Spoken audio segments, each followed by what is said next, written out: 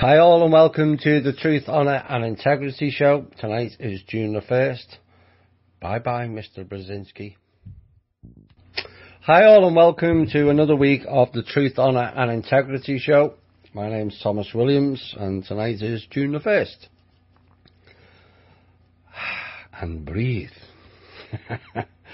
Oh dear me, where do we start tonight?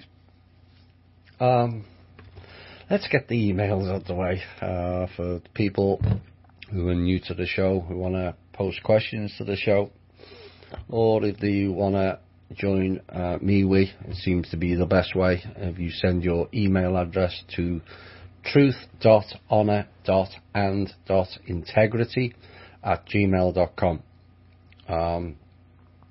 The link for this show is Spreaker.com/user/8955881, and you can see or listen to all the archives there. We have a Facebook alternative now, a social media that the members, or some of the members, were asking for. There was a lot of people who were missing out because they don't do Facebook. Well, you can come and join the Truth, Honour and Integrity at MeWe.com. It's very similar to Facebook, except it's got no ads, no privacy issues, and no data issues either. So that's for the people who want to get off Facebook. People's Club donations website is thepeoplesclub.org, and that's it for this week for those. Unfortunately, we had a loss to one of the members a couple of months ago, a guy by the name of Rodney Deloach. Unfortunately, it was a loss felt heavily by THI, but in particular Kathy Smith. Unfortunately, as things are playing out at the moment, Kathy's suffered another loss, and she's lost her dad this week, and it's just a very, very difficult time, and I'm sure you'll all join me in hoping she gets over this double whammy. It's going to take a long time. To lose one is bad enough, but two, oh dear me.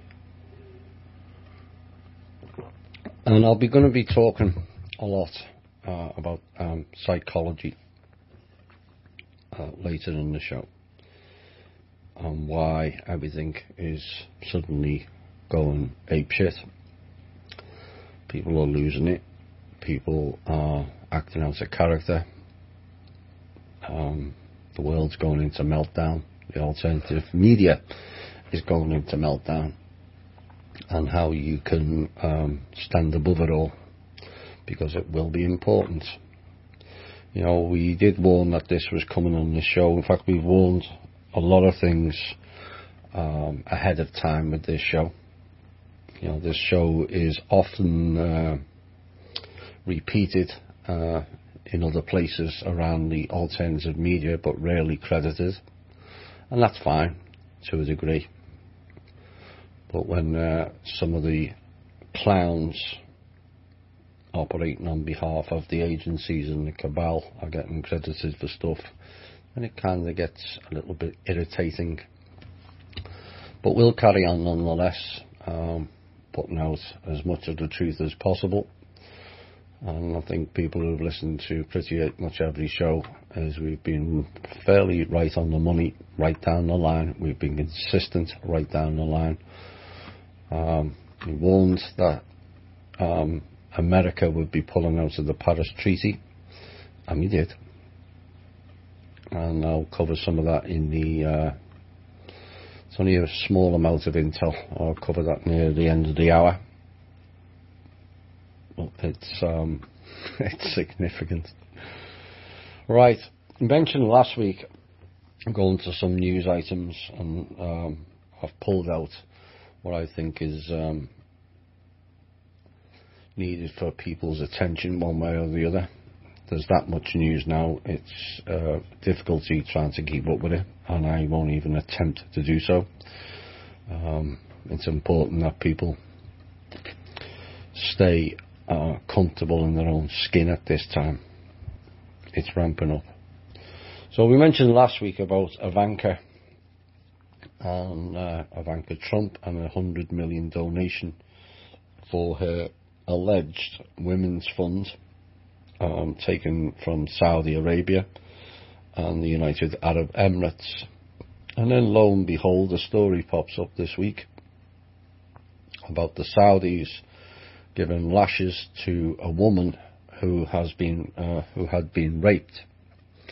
And this particular Saudi Arabian woman made the mistake of going out not accompanied by a male guardian, which is the law in Saudi Arabia. Women are not allowed to go out on their own. So it's got to be a male guardian, typically a relative, at all times in public. And she went to meet a friend to retrieve a picture and was gang raped. Now, the Shiite Muslim woman had initially been sentenced to 90 lashes after being convicted of violating Saudi Arabia's rigid Islamic Sharia law on segregation of the sexes. She appealed and was sentenced to 200 lashes and 6 months in jail for the crime of indecency and speaking to the press.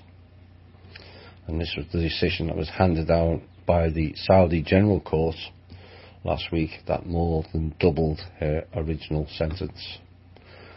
Are these the type of people we really need to be in bed with, so to speak? I suggest no. Perhaps Ivanka can go back to the Saudis with their 100 million and ask them to work on their own people. The idea at this day and age that women are, or anybody is a second-class citizen, is repugnant. You know, I remember a time back in the UK where it was frowned upon if a woman walked into a bar on their own. I remember having to escort my mother when I was about age 10 because it was frowned upon if a woman went into a bar in the UK without a male friend. Thankfully, that nonsense has ended. Unfortunately, basically all the bars now contain females and there's very little males. It's funny how things change over from one extreme to the other. But Ivanka, you need to go back to the Saudi royals and tell them their law is bullshit, and we're going to use the 100 million to stop it. We'll use their own money to educate the women that they should not be subservient to anybody. Nobody on this planet should be subservient to anybody. The Okie Kokie, sorry about that, Andy. He's had that song in his head all week. After I sang it last week. Do the Okie Kokie and we'll turn around.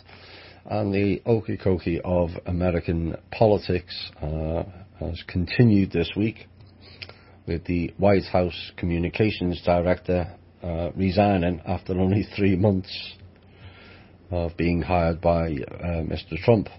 Mike Dubke, an experienced Republican strategist, was hired in March to revamp the White House media strategy as part of the shake-up, but the White House press secretary, and there's been doubts whether he will continue long-term either.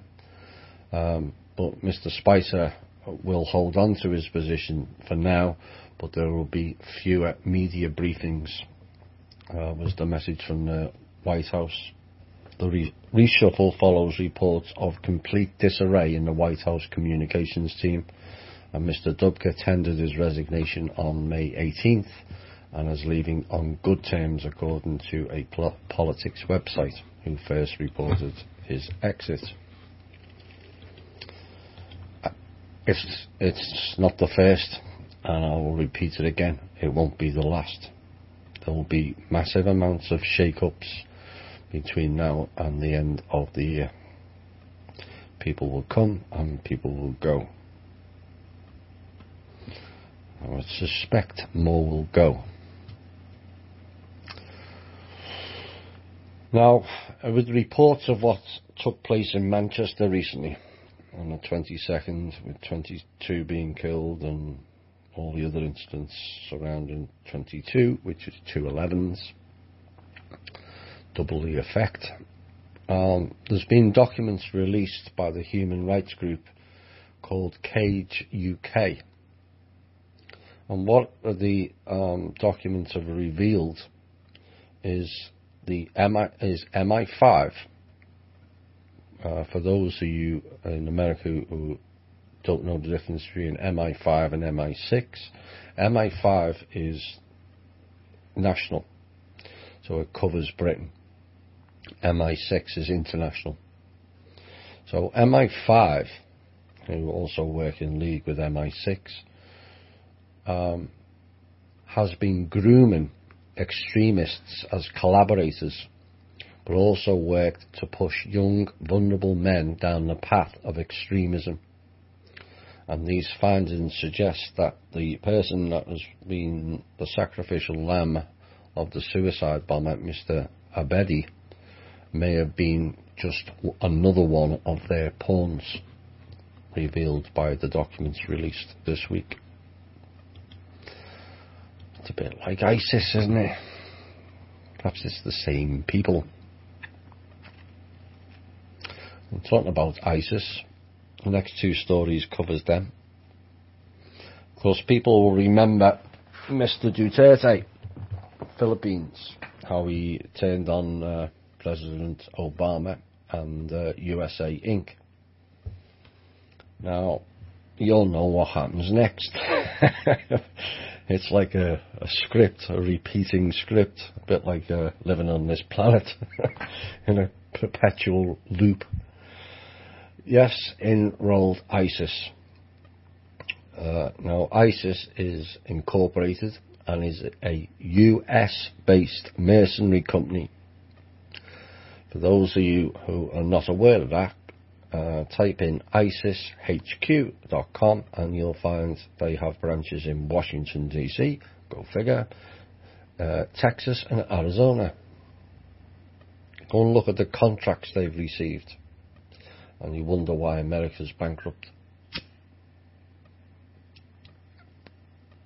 So, how did ISIS manage to get to the Philippines? Bearing in mind they've taken over the city of Marawi, a city of 200,000, that is 30 kilometers away from the nearest ocean access.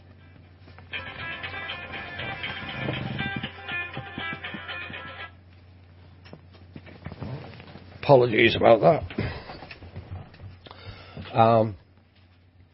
So to get embedded in the Philippines would require the full support of a nation state. You get the drift? And this puts into question Israel, Saudi Arabia and an American type support. There's no way they could have got in any other way. Now, Mr. Duterte has sent tanks and attack helicopters to fight them 30 kilometres inland, and the distance of this city from the ocean means there's no conceivable way ISIS could have embedded in the city, weapons and all, without a nation-state support. As the report went on, it's not like they just pulled up in some sort of a rickety boat and dropped in and the city was on the waterfront. This is a full-scale invasion. So Mr. Duterte has fought back. That may get ugly there. I have to say that. So, given we've kind of implicated the US, Inc., Saudi Arabia and Israel in that, this next story rolls right into it. And this is, again, an example of why this country has no money and why we continue to sieve funds, which is our money, not theirs, to hand out, or they seem to think it is. But according to official documents released by Amnesty International, the US Army gave $1 billion worth of arms and equipment to ISIS in Iraq during President Obama's final year in office. This is, to me, is treasonous. And if Mr. Trump is true to his word about cleaning the swamp, there's a good start. $1 billion worth of our funds to ISIS. So these figures are not fudged. It's not a conspiracy. It came direct from the 2016 US government audit obtained through a Freedom of Information request. The audit provides a worrying insight into the US Army's flawed and potentially dangerous system for controlling millions of dollars worth of arms transfers to a hugely volatile region. Patrick Wilkin of Amnesty International spoke on arms control. It makes for especially sobering reading given the long history of leakage of US arms to multiple armed groups committing atrocities in Iraq, including the armed group calling itself the Islamic State. At which point do we stop blaming Muslims and Islam and turn and face the real enemy, the policy makers here? This is the issue. This is what I keep banging on about. And people sometimes don't want to look at it. It's more comfortable to blame boogeymen 6,000 to 8,000 miles away. But the problem is on our own soil. It always has been. It's the policy makers. I know people get defensive over the country and the military and that. And it's not an attack on the average everyday soldier. It's the clowns at the top who think it's good to receive badges for killing people, and backhanders for all kinds of arms and weaponry and mind control. You know, a lot of those countries, you have to bear in mind how and why those people hate Americans, or Britons for that matter. No different.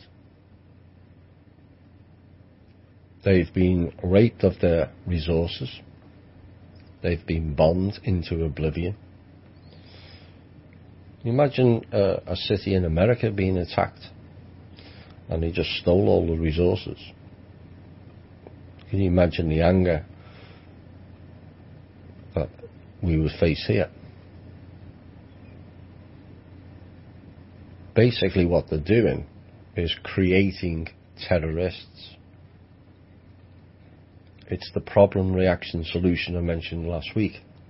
They have a solution. They want war and they want a caliphate in the Middle East with all their own people in. All the rest can be turfed out and just funneled into wherever they end up, minus the organ harvesting and the children sex slavery. Whatever's left can be dumped in the EU, which is going down anyway because the East's taken over the financials. So they think. That's their plan. And so they provide the problem. We provide the reaction. oh, you'll have to do something about ISIS. They're terrible, they're beheading people and they're doing this and doing that, and negating the fact that we're dropping all kinds of uranium weapons on their heads and destroying the whole land. Crops, houses, schools, hospitals, doesn't really matter to the ones in the plains, or who are ordinary. So if you were a Muslim or an Islam, would you not want to fight back? Because clearly by now, we're not there for freedom or peace, are we?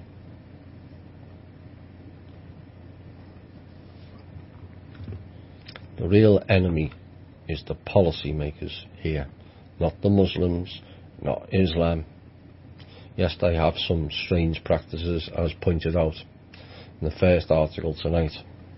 It's something that can be addressed. It's not something that you bomb them into oblivion for, and then send all kinds of money for arms deals, and then send all kinds of other money to allegedly rebuild the places you've just bombed.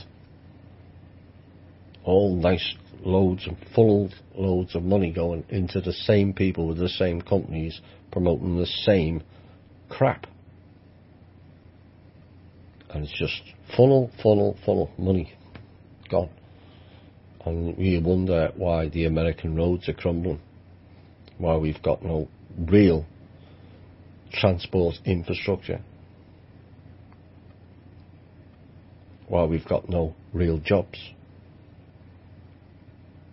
84% of American jobs are service industry, so there's only actually 16% producing. Now we'll funnel all the jobs out to child labour in Asia and then question their human rights.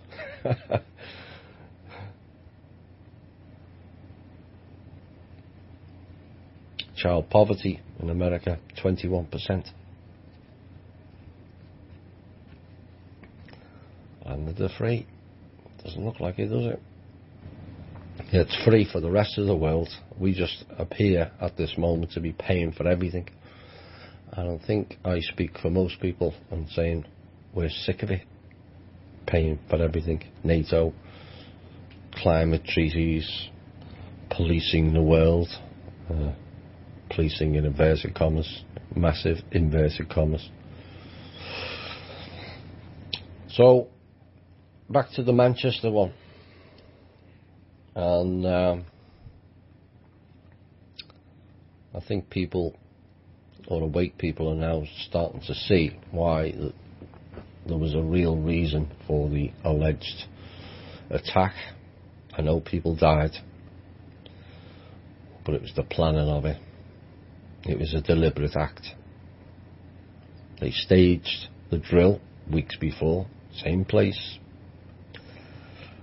How many more times are they going to have a drill and the event takes place just either at the same time or just after it? And people are not going to see right through the illusion of it all. So it's now been reported by one of the big newspapers in the UK that there's 100 troops active on London streets, with allegedly thousands more scheduled. Martial law, anyone? It is suggested that something very big is coming up and it's going to anger the public badly, and this is why the troops are in place. But it begs the question, even if this whole terror bombing was real as they portrayed it, is there really any need for having military respond and put the city under martial law? I remember about 40, 50 years ago, when I was living back in the UK, I don't recall us having troops on the streets when the IRA were bombing us left, right and centre. So if they didn't deploy the military then, why now? So something is seriously amiss, and it appears something rather big is in the works. What that is, we can only speculate at this point, but I would suggest it may have something to do with Brexit. They've already set the stage. You charge us X, was it 112 billion, which we will turn around and say we can't afford, and so we'll have to tell the public we can't afford to come out of the EU, because those nasty EU people are asking for too much money, so we'll have to stay in. That's how they play the game. Mr. Obama, treason number 2. Well, this is more felony, grand felony. But the Obama administration, according to a Special Inspector General for Afghanistan Reconstruction, John Sopko, has accused the Obama administration of employing ghost soldiers and policemen in Afghanistan, i.e. just coming up with a load of names, saying they were there, and then charging for them.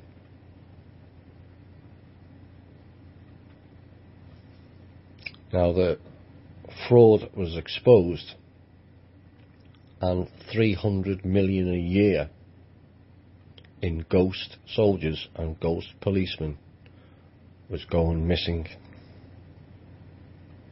Again, that's our money they're stealing. Now, Mr. Sopko has said he's been raising this concern a number of years.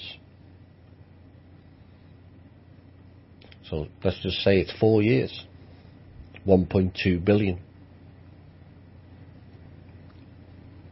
Ghost employees. Where did it go? Well, we all know where it went. But it's high time some of those in the FBI and CIA did the paper trail and did the right thing and start arresting people. Rest assured, if anyone listens to this show had stolen anywhere near, you steal 300 pence, never mind 300 million, you end up going to jail. And yet this clown walks around playing golf, again at our expense, full presidential pay at our expense, full security at our expense for the rest of his life. When just the items in the last half hour should have him in prison for the rest of his days, preferably Guantanamo. So Mr. Sopko had actually heard about it from the Afghan president Ashraf Ghani years ago, before even he became president. He had warned about ghosts, so we started looking 3 years ago. What we're talking about are policemen, Afghan military, Afghan civil servants who don't exist, or they have multiple identity cards and we're paying their salaries. By we, I mean the United States and the international community. And we started finding out that we had no capacity to measure the number of soldiers, teachers, doctors, military people who we are paying their salaries. 300 million a year. Germans, the old Nazis, are back to their usual tricks. Not content with their methodology of research in inverted commas. We all know how that goes. We have enough of them in this country. So the German government, Nazis, plan to introduce fines of $2,806 for parents who refuse to get their children vaccinated. Health Minister Rudolf Hess, or might as well be, Herman Grower, said it was necessary to tighten the laws because of a measles epidemic. Yeah, probably given by the same vaccines that the doctors have been giving out to create an epidemic. Problem, reaction, solution again. Ooh, look at all these measles. You'll all have to have vaccines. That's how it works. Continuing deaths from measles cannot leave anyone indifferent, he said. The government wants kindergartens to report on any parents who fail to show a doctor's note proving vaccination. Tomorrow belongs to me. Really?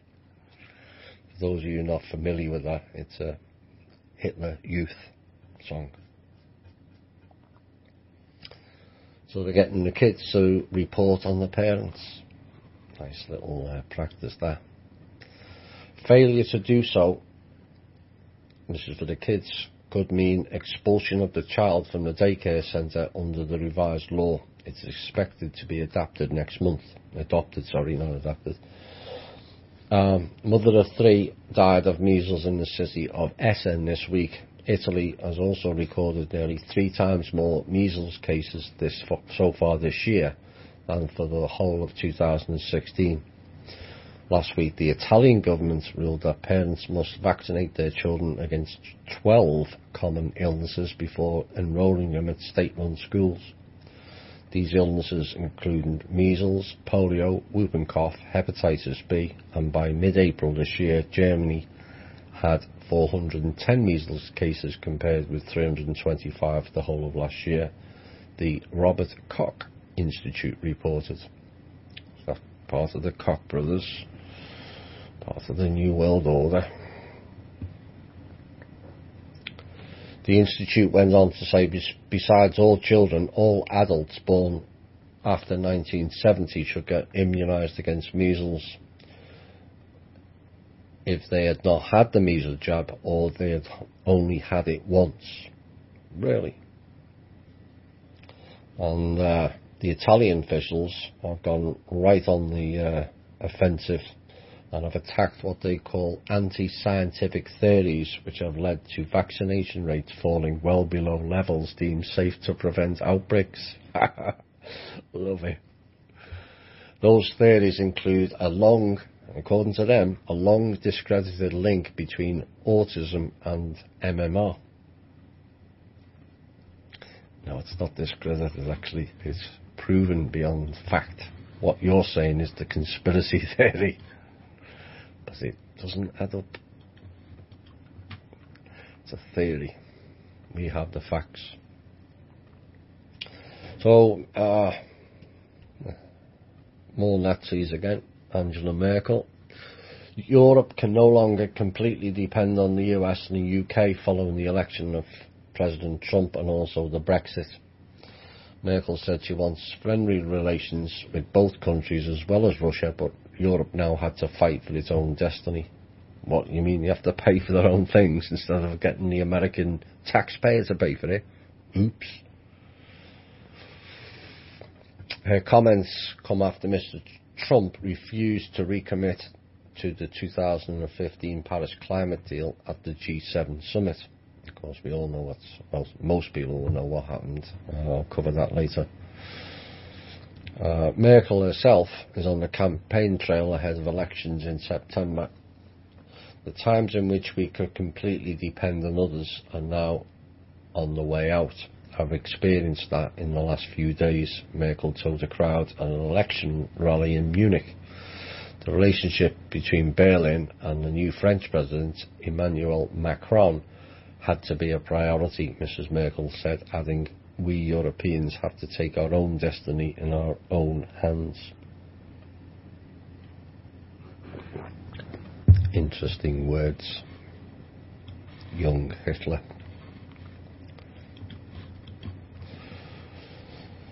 A federal judge this week threw out a lawsuit against Hillary Clinton. Well, Well, I never. Parents of 2 Americans killed at a diplomatic compound, which it's not a diplomatic compound, it was a weapons storage centre in Benghazi, Libya. The ruling on Friday, the former Secretary of State did not defame them when disputing allegations that she had lied. The untimely death of the plaintiff's son is tragic, and the court does not mean to minimise the unspeakable loss that plaintiffs have suffered in any way. The US District Judge Amy Berman Jackson stated the suit also alleged Clinton's use of private email server caused the deaths of their sons, Sean Smith and Tyrone Woods, because it exposed terrorists to the sensitive information. They claim Clinton lied when she allegedly told them it was a YouTube video that prompted the consulate attack. And the swamp continues to swirl, it seems. Time for the justice system to crash. Enough of just us. We want justice. Now here's something that you won't hear on the Clinton News Network or the Murdoch Network or MSNBC or any of the other clowns propagating propaganda. Tens of thousands of Israelis, you know, the Jews, as people like to label them, no good people, them Jews, you've all heard the comments of the ignorant. The problem is not the Jews, the problem is the Zionists, always was. It's like here, blaming the Russians, when the problem is the Nazi faction and the Zionists here also. So thousands of Israelis rallied on Saturday in Tel Aviv in support of a Palestinian state. Go figure. Ahead of the 50th anniversary of Israel's occupation of Palestine land, banners bearing the slogan "Two States, One Hope" featured in the demonstration, organised by supporters of a Palestinian state, including the Israeli NGO Peace Now. The NGO head, Abi Baskila, said the rally was a protest against the lack of hope being offered by a government perpetuating occupation, violence and racism. The time has come to prove to the Israelis, the Palestinians and the entire world that an important segment of the Israeli population is opposed to occupation and wants a two-state solution. There was a message of support from Palestinian President Mahmoud Abbas, was read out at the rally. It is time to live together in harmony, security and stability. Mr. Abbas was quoted as saying, "Our duty towards future generations is to conclude a peace of the brave." Israeli opposition Labour Party leader Isaac Herzog attended the rally and threw his support behind the two-state solution. As per usual, the Zionists hid away and didn't agree with it. We all know who that is. Nutty arsehole.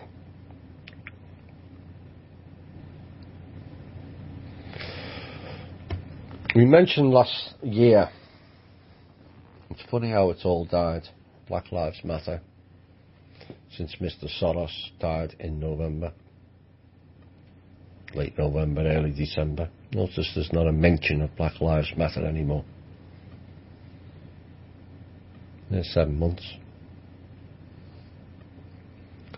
And then they tried the male-female,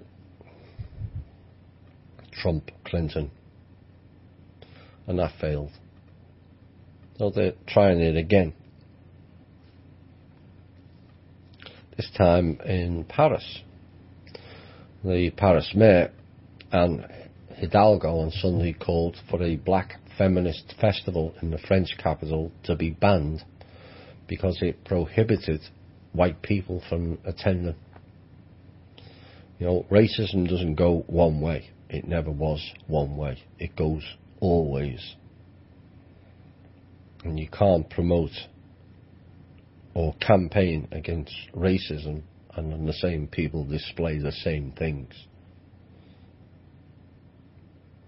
And the first edition of the Nyan Sapo Festival, due to run from July the 28th to the 30th at the Cultural Centre in Paris, bills itself as an event rooted in black feminism, activism, and on a European scale. All whites are prohibited. That's just not right. Whilst in America, there's been a bit of a furore over men being banned from attending the latest diatribe called Wonder Woman. Well, what's the point of that, other than to create distraction, angst, confrontation? It's all the same program. Hopefully many more are now starting to see through it. Here's where I grit my teeth. I'd like to say an awful lot more, including a whole heap of cuss words, not repeatable on shows. But this type of stuff really angers me. Nuns from a Catholic order that ran institutions in Ireland where women were enslaved and children abused for decades have given up any involvement in running the country's new national maternity hospital. After weeks of pressure and public outrage, kudos to the Irish people, the Sisters of Charity, nice term that is, announced last Monday it was ending its role in the St Vincent's Healthcare Group, the trust set up to manage the new maternity facilities in Dublin in Ireland. In a statement, the Sisters of Charity said it would not be involved in the ownership or management of the new hospital. It said the two sisters on the board would resign with immediate effect. And this is in response to last month one of Ireland's most respected obstetricians, Dr. Peter Boylan, resigned from the board after it emerged that the religious order responsible for running the notorious Magdalen laundries would exercise influence over the new hospital. His resignation was the latest controversy in the debate about church-state relations and the influence of Catholic institutions in provision of public services in Ireland. Go figure. Same people are involved in everything.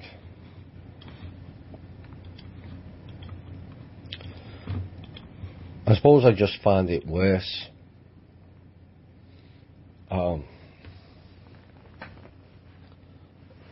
Our whole life is a complete and utter lie from day one.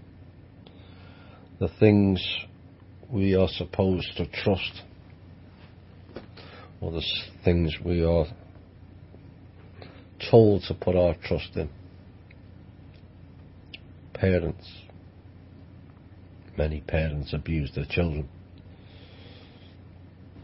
Nuns and priests. Appears it's more a majority than a minority by now. But the Catholic order is basically satanic. You can't explain it any other way. Never mind who they worship at the top. When the parishioners find out who they've been sending their energy to and donations to in prayers, they're going to throw up.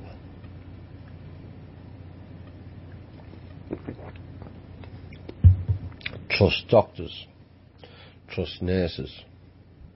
Again, they're involved in the practice of procuring children. Social services, rampant right through it. I exposed it in the UK over 15 years ago. Social workers being paid $28,000 to remove children from homes, whether those homes were good, bad or indifferent. Bonus pay for each child. So the social workers were leaving social services and set up private companies aligned with the police and the justice system, and just collecting kids and collecting money. Then those kids were rushed into a closed court where no lawyer or parents could attend, and a ruling was passed on the kid, and the kid was entered into the foster program with no recourse. We sit back and allow this.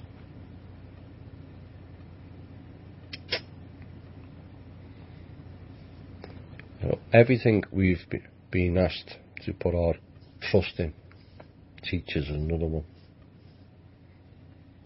are all part of the system.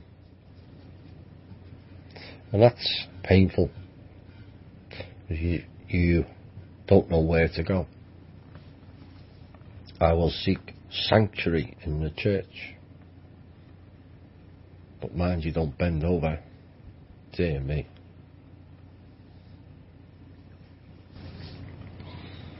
And this is the sadness of this planet, is that kids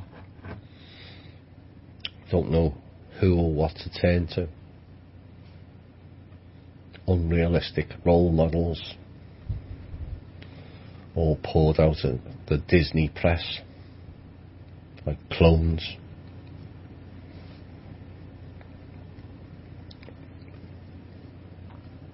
It's just something that needs to be addressed drastically on this planet, where the kids can feel free to approach a stranger without the fear of being molested or abused or abducted. You know, there was a big campaign back in the UK in the late 70s, don't talk to strangers. I wonder whether that was for the kids or the adults. It creates the program, you see.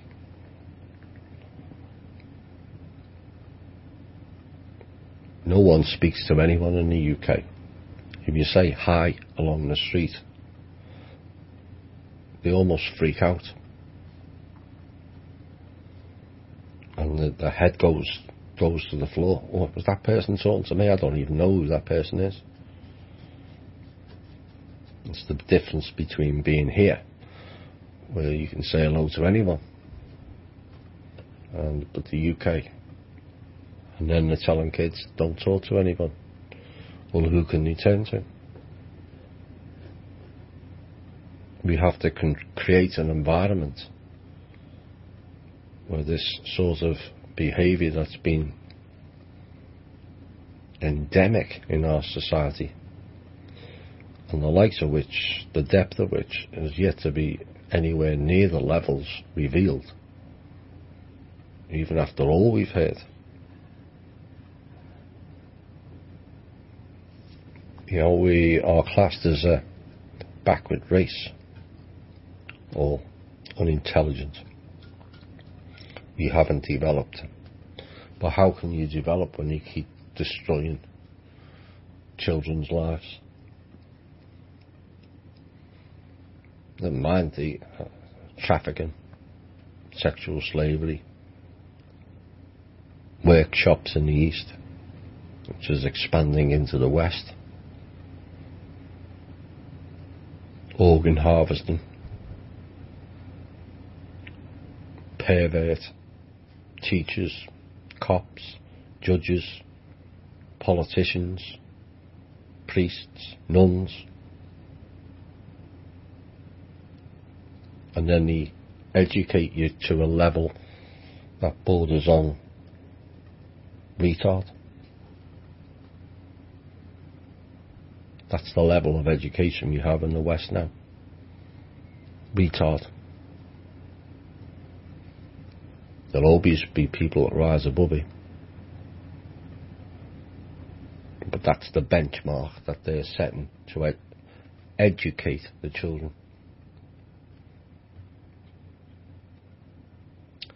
It has to stop. Shall I spit it out? Yeah, why not? The little bit of intel should cover us up to the top of the hour. And I can find it. Right. Some of the things that have been going on this week. There's complete and utter chaos globally at the moment, particularly in this country. There's a clamour for assets and resources all around the world. And the clowns in America on Friday tried to register all the BLM, Bureau of Land Management, assets. So that all the assets that are being mined in America and the ones still to be mined, they tried to register them at the Shanghai Exchange on Friday and then lend it back to the America as a loan. You ever heard anything so ridiculous in all your life? And a massive sign of complete and utter desperation on their part to retain any sort of control, because that control is becoming more of an illusion by the day.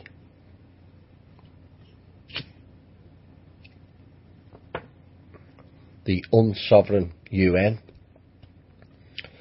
is now claiming ownership over all in-ground assets, and their central banks have the right to print any country's currency. Again, they applied for that this week. Again, it failed. But this is the lengths that they're going to now to try and stay in the game. NATO, and they're throwing their claims in, is claiming that countries owe them a lot of money. No, NATO. Countries owe the American people a lot of money. Let's get it correct. Not NATO. They owe the American people a lot of money. And they are claiming that all the soldiers from whatever country and equipment are now their property until the countries pay them.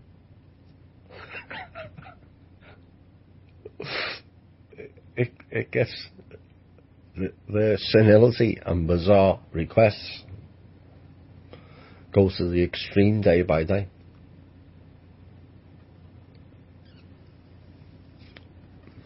Now, originally this story, I had mentioned that we would be pulling out a couple of months ago, and when I wrote this part, it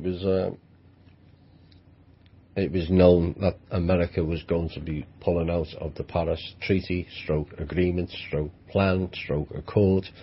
They've only changed the name 4 times now. Of course, the UN can't sign treaties, they're not sovereign. So that's why they changed it to different names, agreements, plan and accords, where they think they have validity, except they don't. So America's now pulled out of the climate treaty.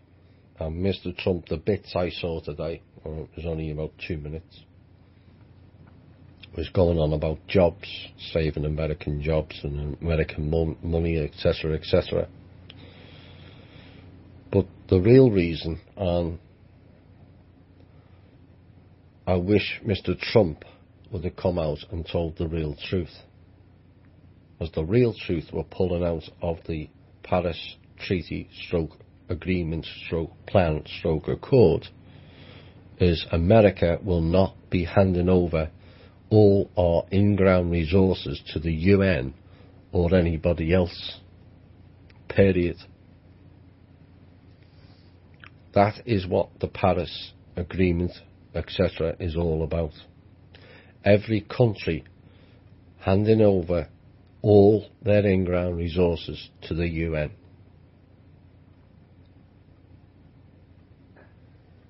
Nothing to do with climate change, which is bogus anyway. I don't care who says it isn't. It's bogus. It always was. It's the same thing again. Problem, reaction, solution. They create a problem, we give them the reaction, and they have the solution. This takes drastic measures to fix the climate change, and a lot of money, so you'll have to hand over all your in-ground resources. Yeah, right. We were stupid. We're not no more. So quite why Mr. Trump and his advisors can't say the real reason is beyond this speaker. But America has pulled out of the Paris Climate Agreement. Period. Done. Now this has created a fallout already because Elon Musk has quit his White House Advisory Council in protest. He thinks climate change is real, except he overlooks the impact his group does firing rockets into the atmosphere.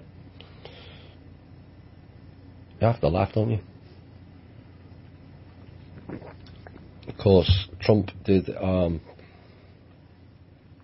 cryptic message where the clowns thought he was going stupid this week with his cough Feffy. I stand up.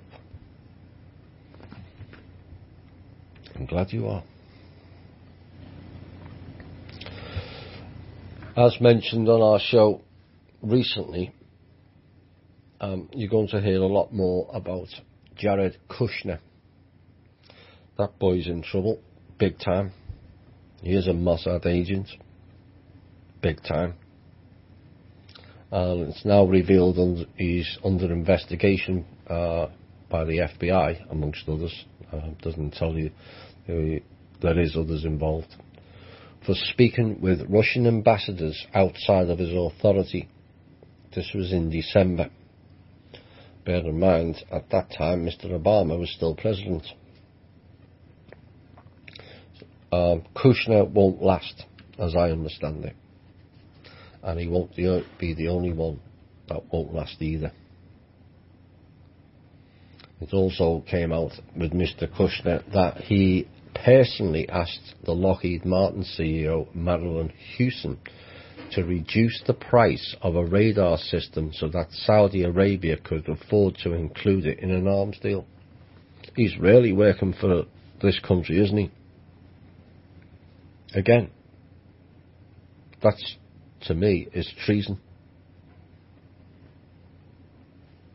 Who's he operating on behalf? America or Saudi Arabia, who are basically the funders of the Zionist people in Israel.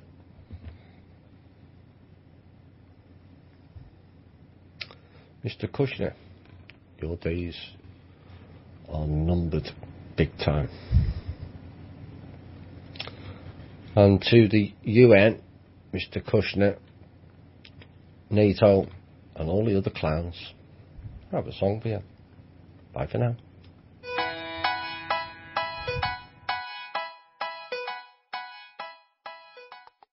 Hi all, and welcome to the second hour of tonight's show.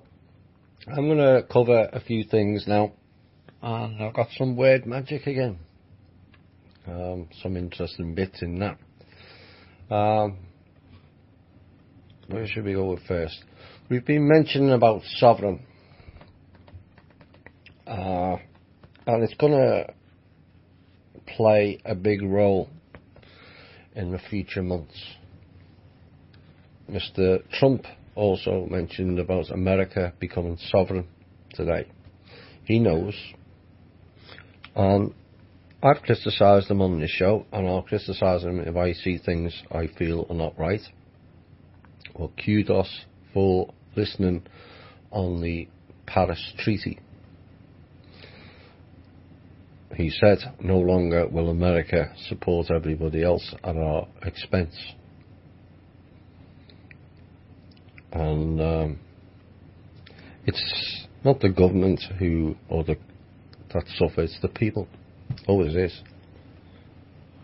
You know, you Deutsche Bank fined 14.1 billion for mortgage securities. That should go back to the people who paid it, the homeowners. But it just vanishes into thin air. All these other banks being fined for the LIBOR, where they set higher rates, which means we, the people, again, pay higher interest on loans. That money should have gone back to the people. But it goes into the mystery account, Cabal Inc. Well, over the next months, and certainly within the next year or so, that will end when the people and the countries become sovereign. Now, a sovereign is a real person. Sovereigns can own property, whilst citizens and subjects can't. Now, according to the original constitution, all government comes from the sovereign individual. Without the sovereign individual, there is no government. That's why we've got USA Inc. There's no sovereigns to govern. So it turns into a corporation. Then they create us as corporate fictitious entities with the capital letters. So a citizen stroke subject is a corporate fictitious entity that merely represents the real person. Dead entity. It acts as a straw man. So to call oneself a sovereign citizen or a sovereign subject is an oxymoron, since sovereign and citizen stroke subject are mutually exclusive of each other. So you have to be careful with what you're saying. And it becomes habit. I am a citizen, I am a citizen. It's the programming. No, I am a real person, a live person. If you say that in court, the judges freak out. Because they think that you're a dead entity. I am the live person representing the dead entity known as Thomas Williams, all capitalised. They don't like it. So when asked if you are a citizen on corporate legal documents, if you check yes, you agree to the terms of corporate law and unknowingly relinquish your sovereign status and transfer all of your rights to the corporation, since you are now under contract. See how easy it is? Now, the sovereign individual is the only one that can physically testify and appoint other sovereigns. Only the sovereign individual can form a government. Divine government monarchy. Please don't misrepresent that word as royalty, because we're all monarchs. All of us. Doesn't mean we have to rule over somebody else. You know, it's one of my bugbears, hierarchy and bloodlines and all that nonsense. The day we find out who and what we really are, the idea of hierarchy, like I said earlier, is repugnant and the most ridiculous thing ever. So,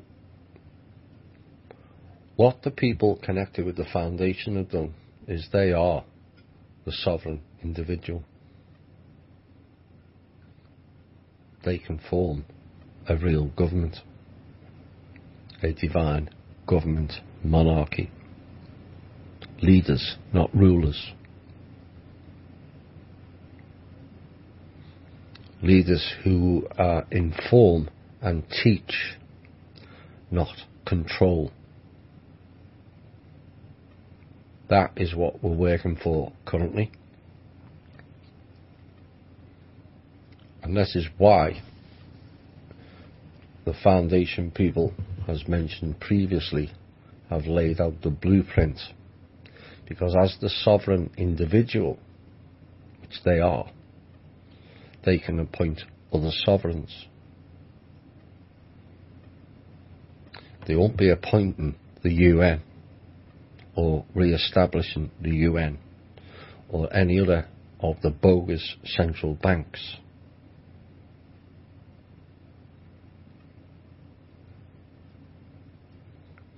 What they will be appointing is proper governments for other sovereign individuals prepared to stand up and work for the betterment of the people on this planet. They could rule. They could rule over everybody, the sovereign individual people. But they've chosen not to. They've given out the blueprint for free, and they're prepared to issue sovereignty, joint sovereignty, on the level with every other country, providing they clean house. Like I said, we'll be hearing a lot more about that in the coming weeks. We may even have a special show on it. Look forward to that. Now, I've mentioned this previous, but I'm going to reaffirm it. For us to become sovereign and get back what we want, common law or natural law or cosmic law, whichever one suits best, is going to require all of us to step up and step into the role. It's going to require all of us to embody personal responsibility. It's something that's kind of gone away from us over successive generations, where we've handed our power away to churches or governments or the police or the justice systems. None of us who listen to this show are happy with any of those organisations. So what we have to do is replace them with better versions by ourselves. And what that means is we have to fill in the void of the cabal being removed.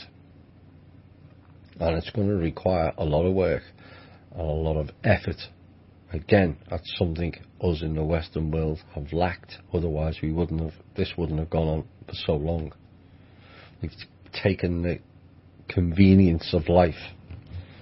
As long as I'm not being interfered with, they can carry on with what they like. Well, we can't carry on doing that. Look where it's led us.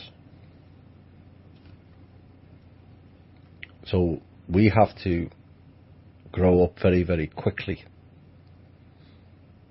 and step into the void of the cabal leaving.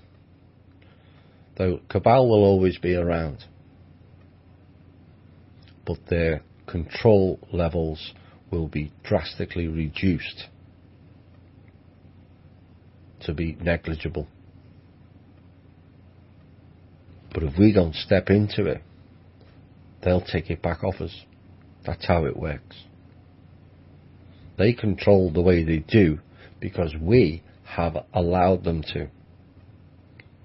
Once we say we're not consenting and we step down from playing their game,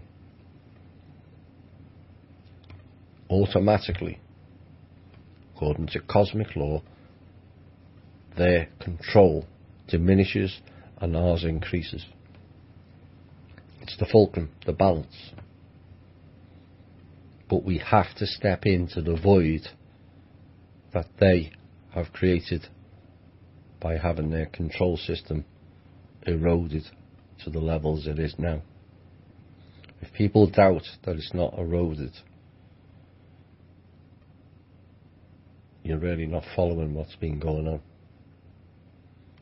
At this point, nobody should be listening to this show. That's how far we've come. Look at what's been exposed in the lamestream media. That's how far we've come. Look at the people who've had to step down in the government. Cameron in the UK. Obama's getting disgraced. Hillary lost a one-horse race. Oops. We've come a long way. But we have to take the next step up and fill in the void. Will that be easy? No. Because even with all the resources, the wealth and the control, the cabal haven't been able to fill in the void left by the covens, the parents and the Draco.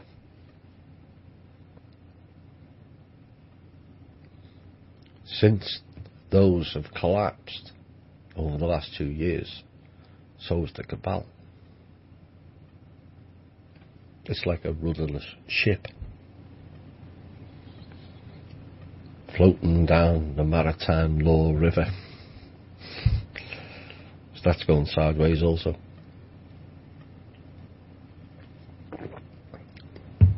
What's left of the cabal is sheep.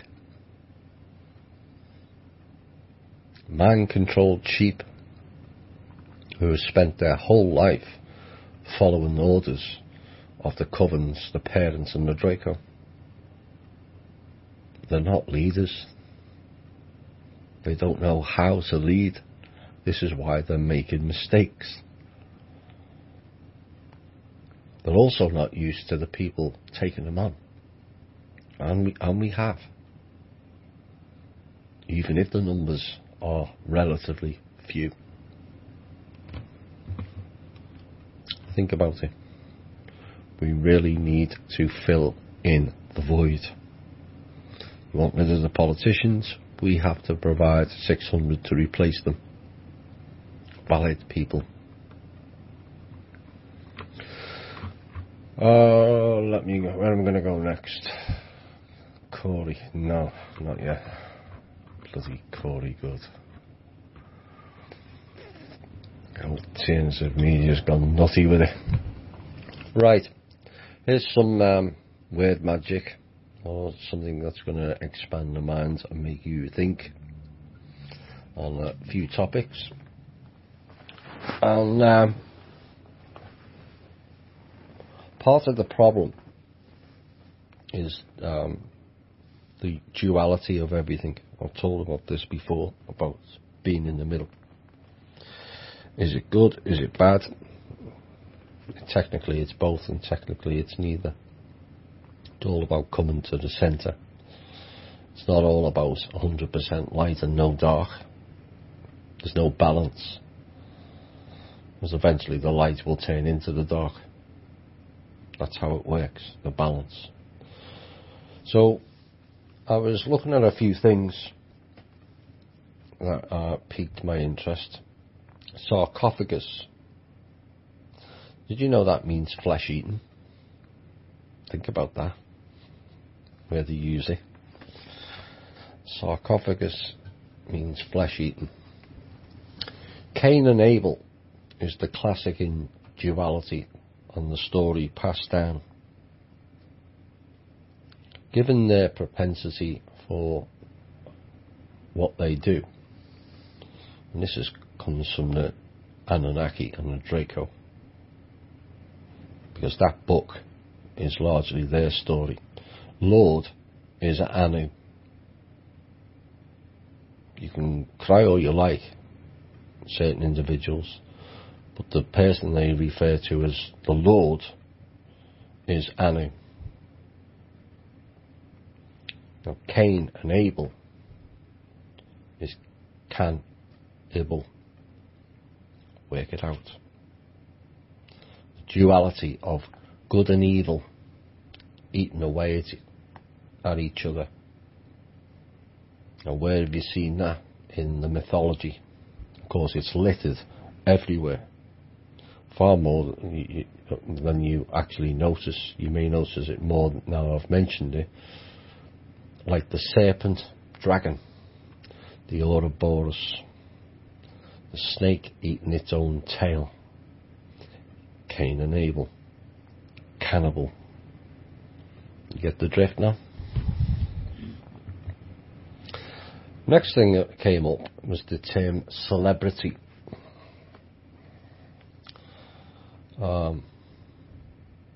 The term came up first mentioned in the 14th century, and the term celebrity meant a solemn rite.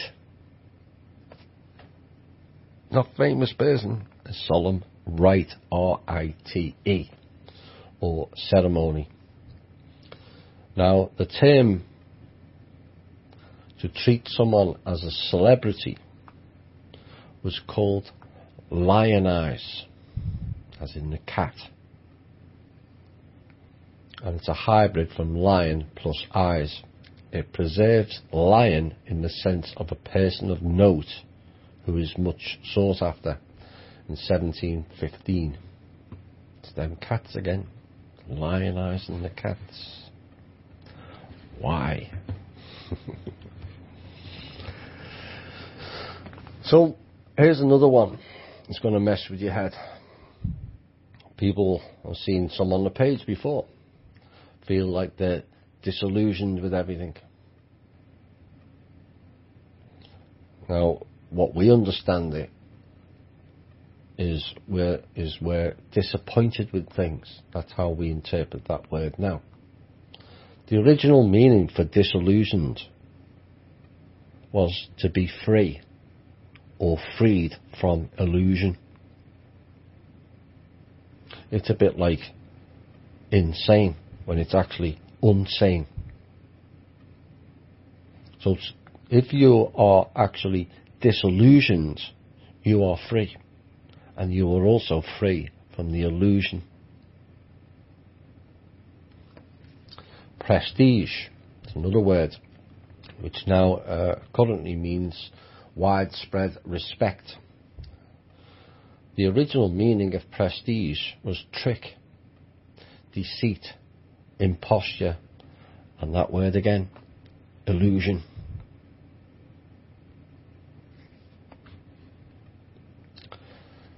The term dream, Old English. It's not what you think. The original term for dream was joy, mirth, noisy merriment, and also music.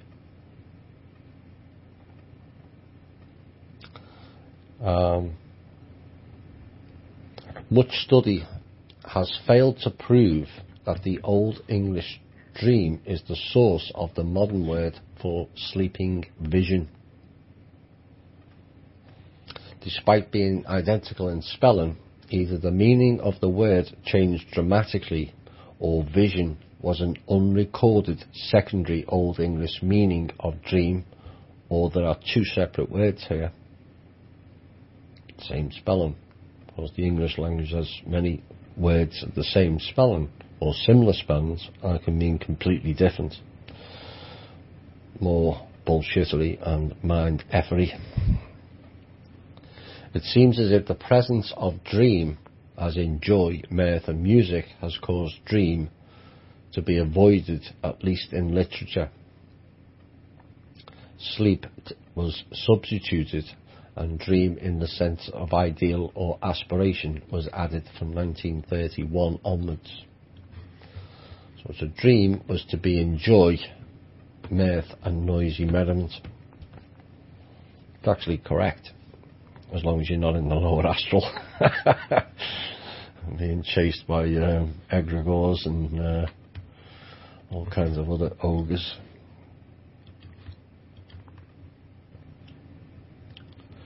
There's something some Americans may know.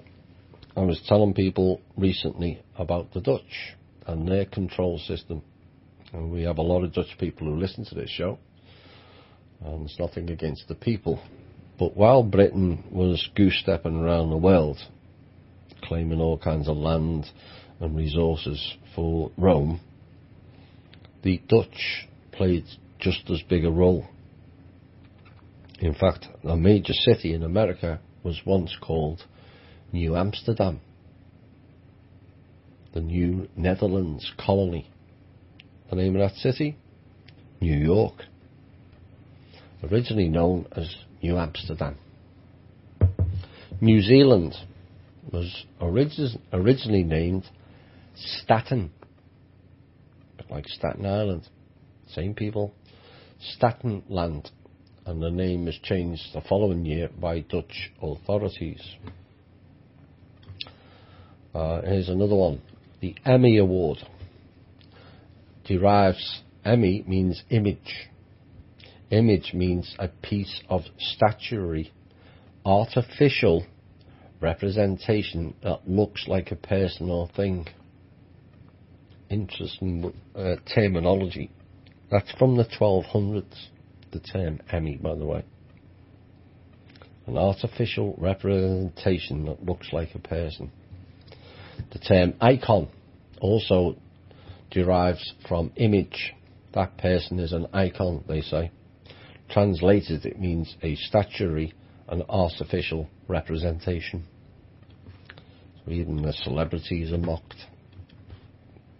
Idol.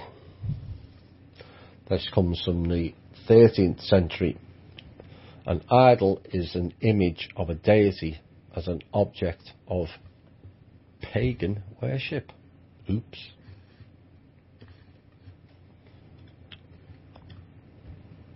Where are we next? A couple more of these. Here's something I must admit I'd never heard of them. A religion in the 1550s called Manichaeism. Manichaeism.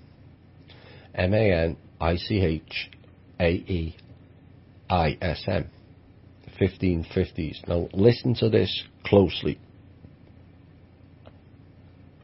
because these people got it 500 years ago. The religion of the Manichees, late 14th century, a Gnostic Christian sect named for its founder Mani, circa 215 to 275, was a Syriac-speaking apostle from a Jesus cult in Mesopotamia in 240s AD, who taught a universal religion. He was a vegetarian. People think that's only recent. No, it's not. And also a visionary. And what they were proposing is they saw particles of light and goodness trapped in evil matter and regarded Satan as co-eternal with God. Particles of light and goodness trapped in evil matter. What they're describing there is the soul in the meat suit. They knew then. The universe is a scene of struggle between good and evil. The sect was characterized by dualism and a double standard of perfectionist elects and a larger group of fellow travellers who would require several reincarnations before their particles of light would be liberated. They knew. A group of travellers back in 200 AD who would require to be reincarnated several times before particles of light would be liberated. interesting group. Funny none of us have ever heard of it. Maybe one or two listened, hopefully, but I've never heard of it. New Year's Eve, traditional celebration, started in the 1300s, and then we had fun and games with the calendar. The Julian calendar began on January the 1st, but the Christian Church frowned on pagan celebrations of this and chose the Feast of Annunciation, March the 25th, as its New Year's Day. Everyone thought it was always January the 1st. Nope. The civic year in England continued to begin January the 1st until the late 12th century, and even though legal documents then shifted to March the 25th, popular calendars and almanacs continued to begin New Year on January the 1st. The calendar reform of 1751 restored the Julian New Year, and New Year's was the main midwinter festival in Scotland from the 1700s, when Protestant authorities banned Christmas and continued to do so after England reversed back to Christmas. And this is why we have the Scottish flavour Auld Lang Syne sung at New Year.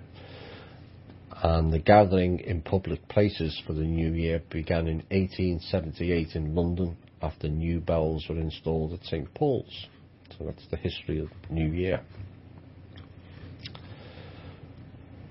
Over the last maybe 20, 30 years, a word has come into our vocabulary quite a lot, the term career.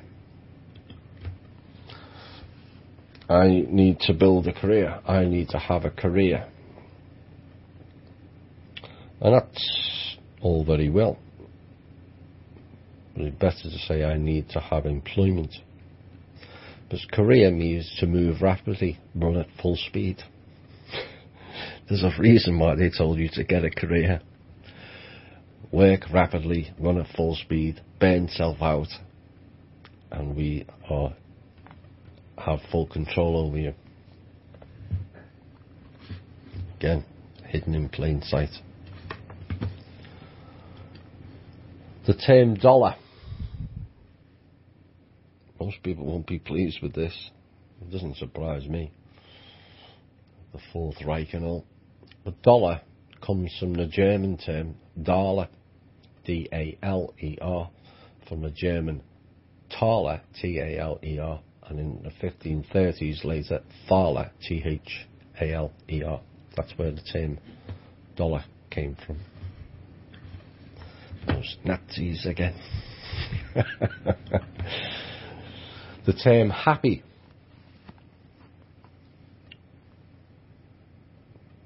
This kind of lays it out the way they've changed the language. But the term happy originally meant lucky, favoured by fortune. And happily, mid-14th century, by chance or accident, i.e. by good fortune, luckily. So what they're telling you is if you're happy, it's only by good fortune and you're just lucky. And you should all be sad, miserable bastards like the rest of us. It's unreal. So I mentioned before, un means not. So the term insane should be unsane. Taliban. Most people think that's a new word. It's not. It's the Pashto plural of the Arabic term talib. You know what it means? Student. Now the question remains, who's the teacher? Langley, cough cough. And here's another one that will be, most people will find disturbing. I was shocked when I read it. The term pupil. being used in class. In light of all the pedogate, maybe you realise why that term has been pushed more than you realise. The word pupil derives from the Latin pupilla, and its original meaning, little girl doll.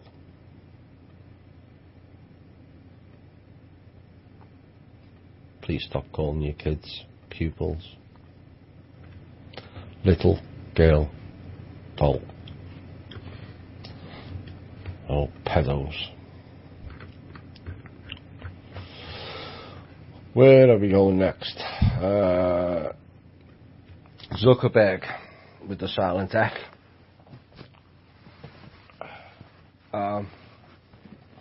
Is now promoting the living wage, and people go, oh, that guy's not so bad after all. Really? Are you going to continue to be fooled by the illusion because they offer funds? That's how they seduce you. That's how you end up with a corrupt alternative media. So he's promoting the living wage, but I will repeat again, we must have an element, a massive element of caution over this living wage. No matter how great it will be for us all, and for many in the community, particularly pensioners and single parents. But what concerns me is, for those of you who watched the 100, is this is another City of Light pill. You forget all your trauma and pain. Here's some money, and you forget the atrocities we did. And we will give you what is basically the public's weakness. Money. We have to be very, very careful of where that living wage goes. They've never offered us anything in the past. Why now? Well, there's some aspects is that certain things are changing, and maybe they're trying to get ahead of the game, curry favour. Like I said, it's like another City of Light pill. Just forget what we did to you. Here's some money. Go and get on with your life. Go and buy new cars and new houses that we can take off you.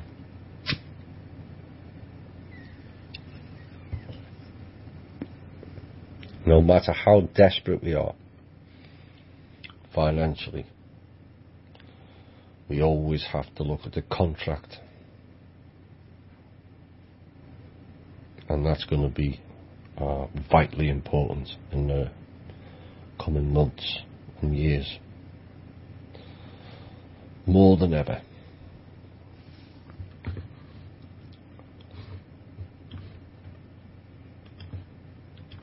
Now, this is something that one of the members wrote. I'm going to leave that for now. I covered something recently, and yet again, out it comes into not only alternative media, but it actually made the mainstream media, or a story relating to it. And there was an article in the UK this week, so I'm going to bring it back up and I'm going to cover it in detail as to why I've got this particular opinion. In the UK, there are a couple of what I call corporate jack monkeys that present shows to the sleepers, and they're called Ant and Dec, for those who don't know. They're kind of popular with the kids. So now what they're doing is they're launching a series on DNA researching for the masses. People send in their DNA samples, and they go to the the processing plant in Utah, all of them, including the UK ones. So the question is, why is there only one of these processing centres for mitochondrial DNA? Who operates it? What do they do with the samples? What is the agenda? Well, many years ago, I was warning people about an area in Utah, as I knew what was going on there, intuitively and in dream time. In fact, before I became the host of Cosmic Voice with Drake, I'd asked 2 separate questions into the show on this particular facility, Dugway, as I had felt at the time that this was the new Area 51. Now, conveniently, the scripted payrolled plebs on Ancient Aliens have now dubbed it Area 52. How interesting. Now, what happened is in May of 2013 there was an attack on this base. Please don't send me questions of who did it, when it was done, why, etc, etc. I'm just going to give the details that are relevant as far as I can go. And Dugway is a spin-off from Groom Lake, Area 51, White Sands, and the other various names for Area 51. It was attacked in May of 2013, and the tall greys and other entities who have been torturing, experimenting, feeding off and harvesting humans from the 4th layer down at that facility for decades fled via the vast tunnel network that is rampant across the southwest of America. A tunnel that goes from Area 51 to California coast and onto the island collapsed, so they fled north to Dugway. Now, back to the DNA samples. Apparently, after you send the samples, they're claiming ownership of it. Now, where have we heard that term before? You people with longer memories will remember me mentioning in one of the special shows, we are made up of 24 different ET species genetics.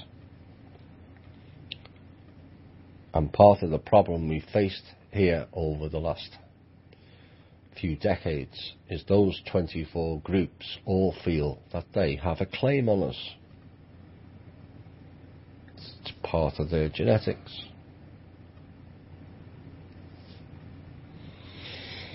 So the point remains is, what do they do with it? Well, apparently they test it and they give you a nice little AI generated chart that tells you you are part this or you're part that. But they don't tell you you're part ET, do they? So it's not really a valid test. So right there you have a false chart. And people might want to know they're part Red Indian or Native American, as they call them now. Or please, they're not part British. Yeah, you could go on and on. But if it was a real genetic test, they would tell you a portion of your DNA is not from here. So they're lying to you right from the off. Now what, in my opinion, they're doing is they're seeding their own race with some of the genetics. But some of the ones that are in those underground bunkers, their races are dying. Part of the other thing they can do is they're collecting sufficient genetic material whereby they can detect abnormalities in the sample and then tailor synthetic drugs to create abnormalities in other targeted genetic groups. These are what they do with the black budget money. Again, people with a long memory will remember me saying roughly 8 or 9 months ago, they have a virus that only targets black people. This is what they do with the research money. Now, what happens if they mix up the genetics and then the result produces other strains or strands? What are the implications of that type of research? Chimeras, anyone? It's where it all started from. The Antlins messing about with creation.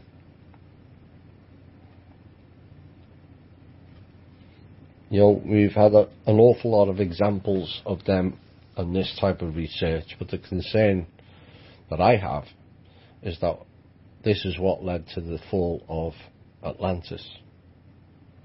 Their overzealous experimentation with genetics and exotic weaponry that almost led to a wipeout of the civilization and a complete destruction of the planet.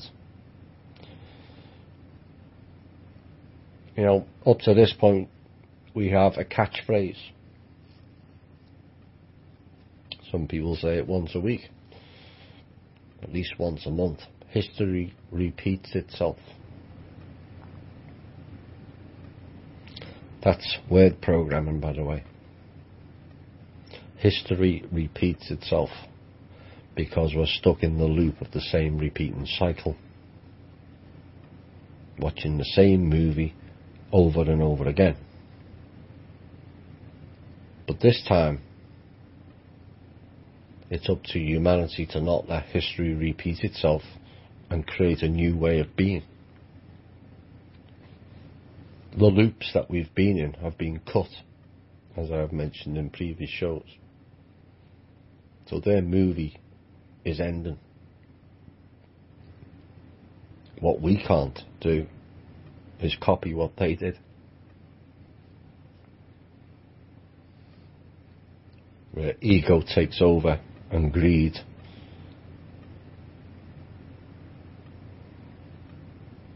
We can't repeat their history.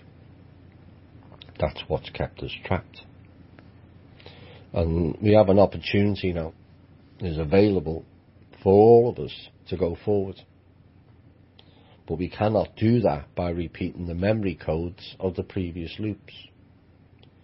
For those that don't know about the loops of 13,000 years of peace, which we have repeated 6 times, that's the infinity symbol that you see dotted on all kinds of things. Again, it's right in your face. Another of the new age bullshittery. Infinity symbol is a trapped loop. So humanity itself has been stuck in this 78,000 years of repeating the same bullshittery. Build up the plant, expand food production, which expands population, spread out across the globe, develop tools, develop infrastructure, towns, cities, civilizations, empires, then reach the age of enlightenment and the space age, and the whole population, as we near that age, develops the ability to give away all the power to psychopaths who we expect to fix things for us while we go around with our fancy electronic gadgets and get distracted by drama and subterfuge. No more. We'll create our own movie in a better way, we will fill in the void of the cabal and operate this planet in a better way than they have. Not through violence and anger and confrontation and hierarchy. I am, we are. It's the only way to be.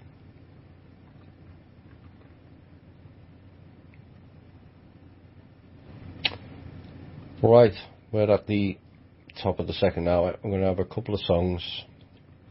It is something that you'll recognise, but it's very different. Hope you enjoy it. There's actually nothing else does matter.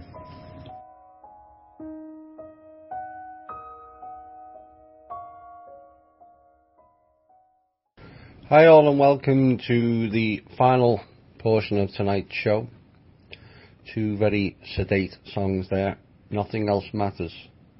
And the second one was Nordic music, believe it or not, Lady of the Dawn, but I was seeking it. And it leads into what I'm about to say now, because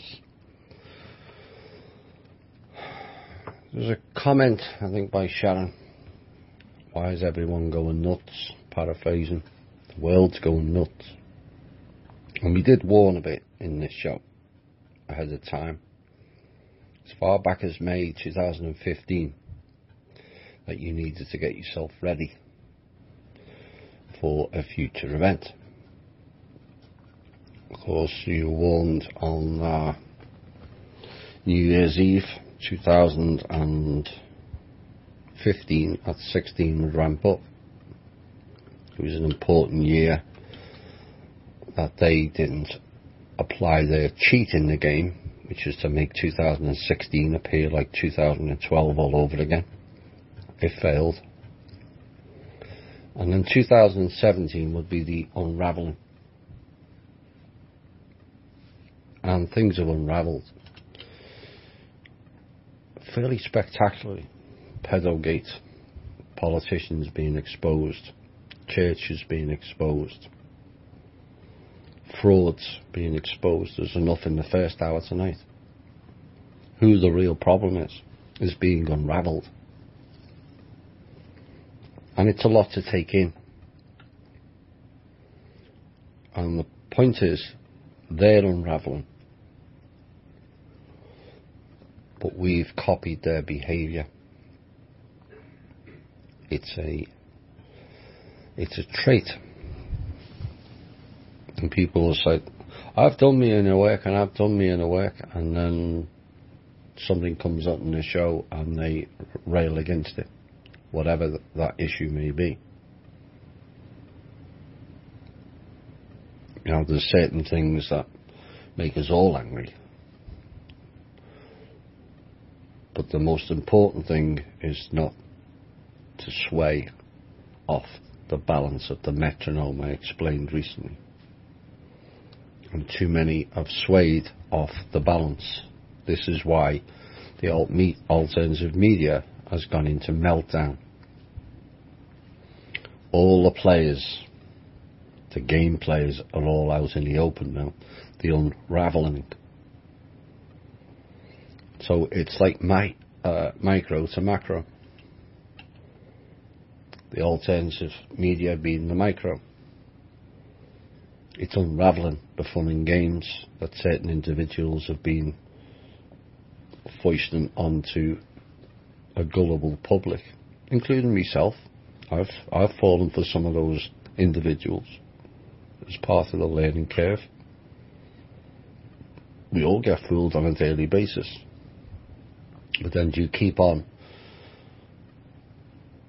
fooling yourself to be proven that you are right to follow A, B or C? Or do you see it for what it is and step off the treadmill of lies and go forward with a new truth? Not necessarily from me, Although I have to say this show has been validated more than any other show. The information contained in it.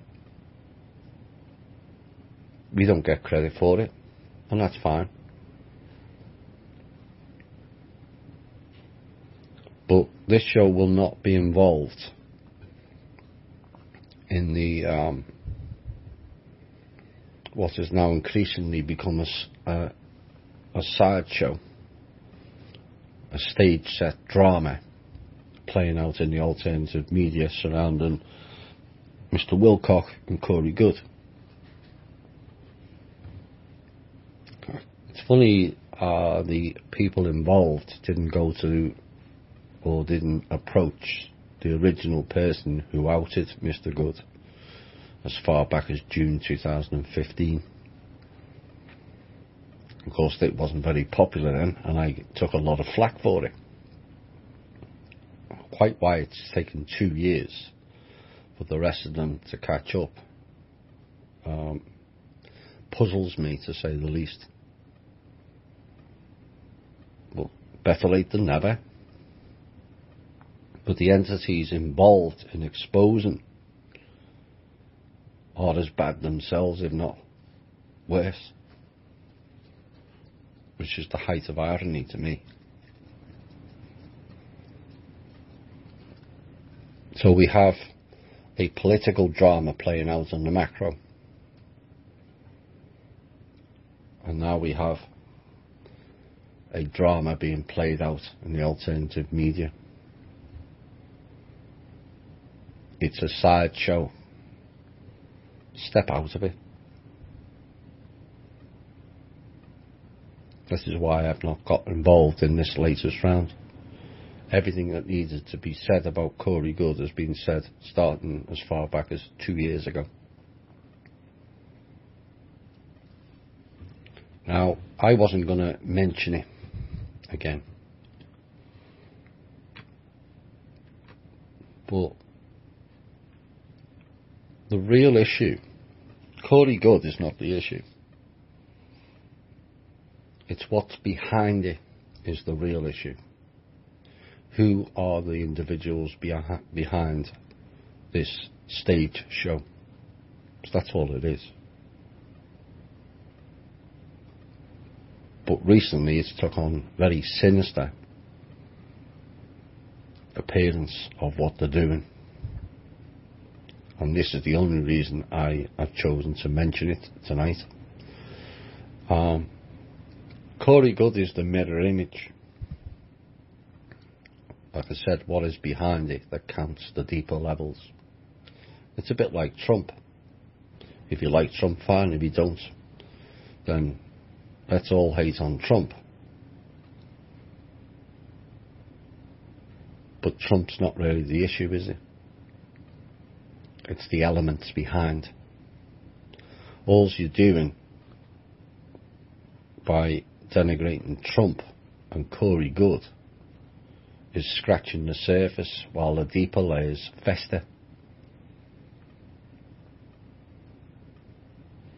Now, in the contact in the desert, certain individuals got pissy because they didn't get invited. Quite why they want to be invited is beyond me anyway. But there was a caption put up, and it's largely, with all the drama going on, he said, she said, it's largely been overlooked what it said on that board. And basically, they're talking about getting the youth into this particular group. And the terms that what it said was plant the seeds over the next 3 years. Well, what happens after you plant seeds? Seeds grow. What happens next? You harvest it. That is why I'm speaking about tonight and Mr. Good and Mr. Wilcock, who promotes the main book on the alternative media about harvesting humans. Yep. Ra himself, Mr. Wilcock. Lord of One is about harvesting humans. And they're talking about planting seeds into kids.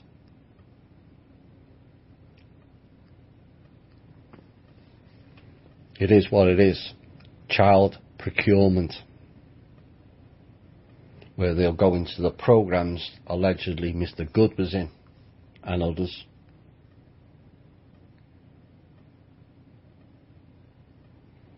Now the backstory is the Montauk Group years ago became interested in programming children and then assimilating them back into society as sleepers. And this was done partially by Nazis. Oops.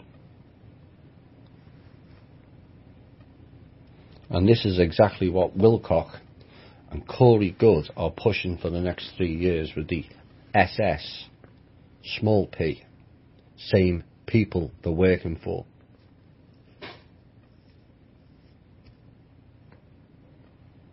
All this new age bullshit of love and light and unity in the community when Mr. Good is threatening people behind the scenes for speaking out. That's not unity, Mr. Good. Meanwhile, Ra himself remains quiet, oblivious to it all going on. Not a single word has come out of the slanted forehead one mouth.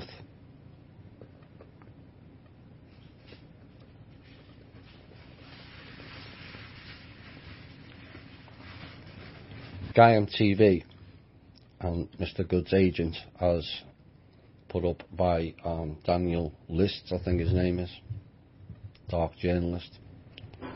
Satanic. Satanists love the kids, don't they? And this is what these people are now involved in, and is being overlooked while people argue over who outed them first, who outed them last, who outed in the middle. I said this, no, you said that. Bullshit. Look at what they're doing.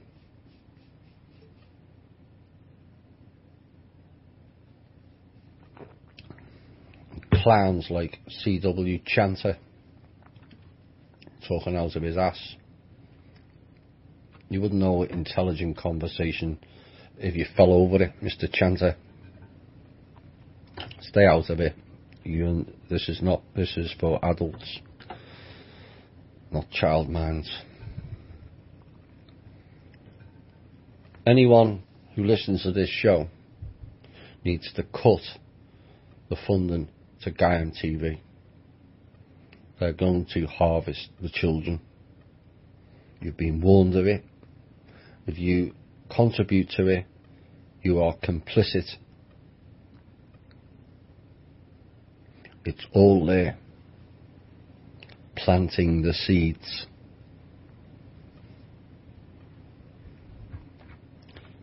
No more.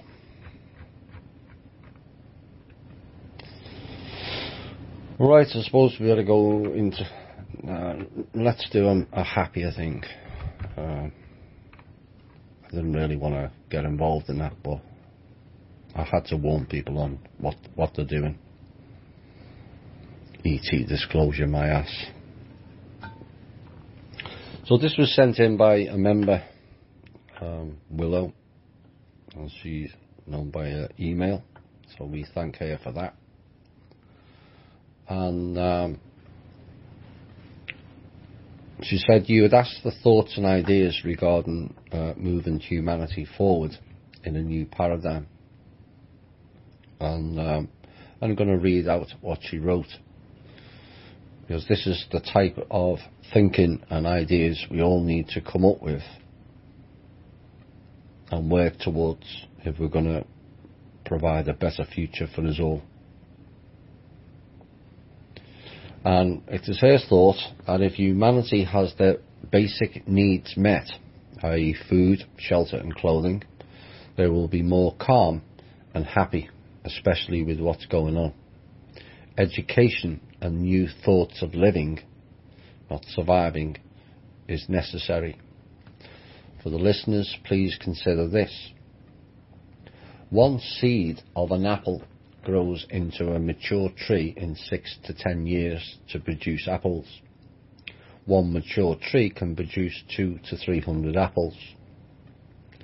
200 to 300 apples produces 5 seeds. 5 seeds in one apple is 1,000 to 1,500 seeds. The second generation of one apple has the potential to grow 5,000 to 7,500 trees. The Creator has created all plants, insects, animals, human beings in balance and created food in abundance. Again, you can consider this application to peaches, oranges, watermelons, etc. We were not meant to pay for food. Good point. We weren't meant to pay to live on our own planet either. It is absurd when I think about it to walk into a supermarket and buy dead vegetation that does not have the life force in it and processed food produced in food processing factories. This is the enslaved thought of perpetuating the monetary system through survival needs of our food. Whereas in nature, abundance in food can be available with our efforts and care to feed ourselves and others.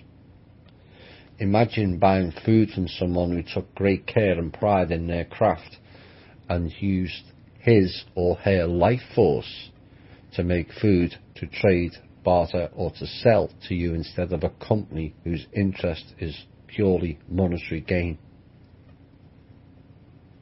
First and foremost, land must be made available for us to live and care for, and true care and respect for the land is necessary as caretakers of the land.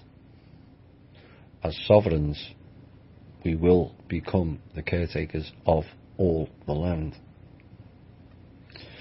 This land is our place to grow the vegetation to sustain our life of the given seed with the elemental forces of earth, air, fire and water.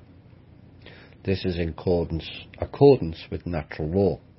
It is my opinion that humanity needs to evaluate and consider that the 4 to 12 hours of virtual world of computers, cell phones, TV and movies that they choose to live on a daily basis is not in accordance with natural law. The superficial world of survival was set up for us and we comply with our will, attention, effort, care and time. Thank you to Willow for that, and I hope the members take that on board and it inspires them to come up with ideas. Like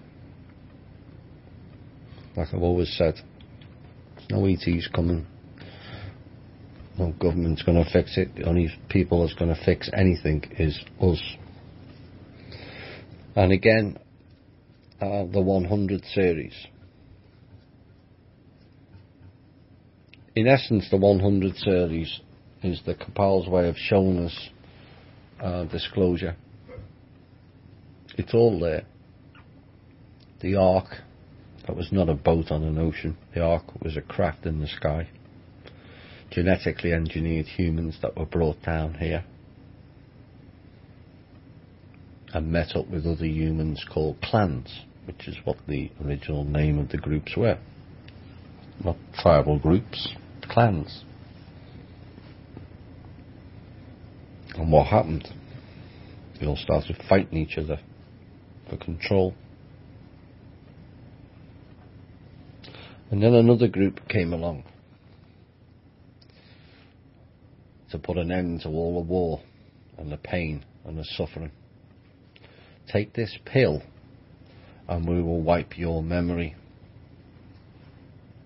The City of Light. The city of light was the illusion. Everything will be fine. Everything's taken care of. It's like what the Draco said. In fact, it's not like it. It's exactly what the Draco promised. Have some gadgets. Have some nice toys. We'll look after you. We'll take your pain away. But taking the pain away is the worst thing any human can do. Because then you don't learn. Then you don't deal with the issues. Why do you think a lot of the alternative media people, and we've seen one on the page tonight, people going out of character and losing it? Because they haven't done their inner work. They haven't dealt with what makes them angry. Whatever that may be, you have to address it. You can lie on the page and lie to everyone else and says, I've done my shadow side, I've done my inner work. You're only lying to yourself.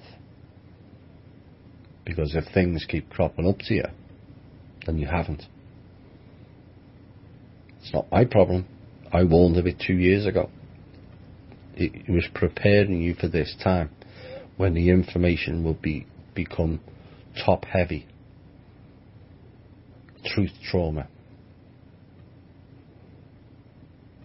We're being bombarded with frequencies, both good and bad, that's doing its utmost to take us out of balance.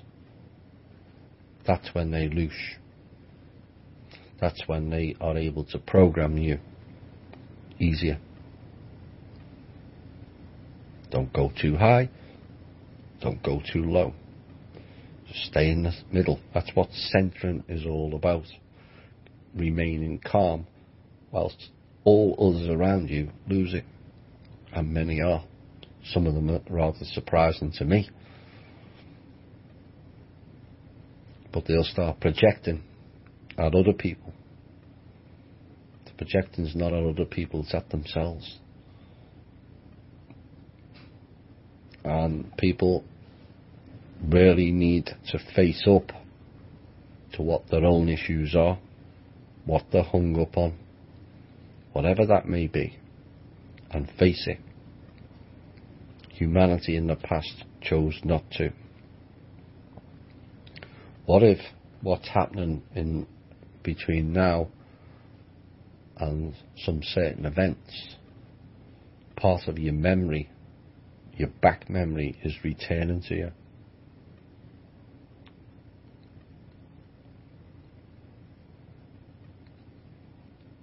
Things are coming up in your dream time. Reminders. You're being chased. You're being attacked. Have you done your shielding? These are all things that you were warned of ahead of time. If you spend as much time debating with people whether Trump's this or Trump's that, to the self, then you're correcting this planet. And some people find that hard to believe, but it is. Now, if everyone did it, anger and projection goes away, doesn't it? Because you're then operating from a stable, calm state in your own truth. So whether I'm right on X, Y or Z, or Tellus is right, or Randy is right, or Shane's right, or Kerry Cassidy's right, or Wilcox right, or Corey Good's right,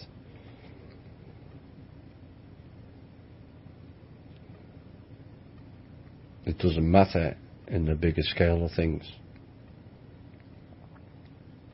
It only matters when there's hidden agendas, which is what I've pointed out tonight. Whether blue avians exist or they don't,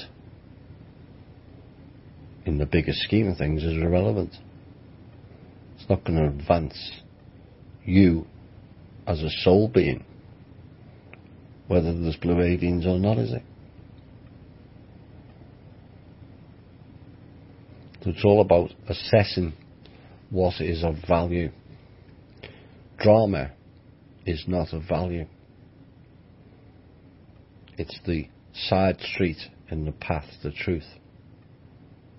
They've created this situation now because they know the ones that operate the goods and the Wilcox, their days are numbered. The people are working them out. The people are seeing through the illusion. They're seeing through the lies. It's disappointing to me that there's so many of them.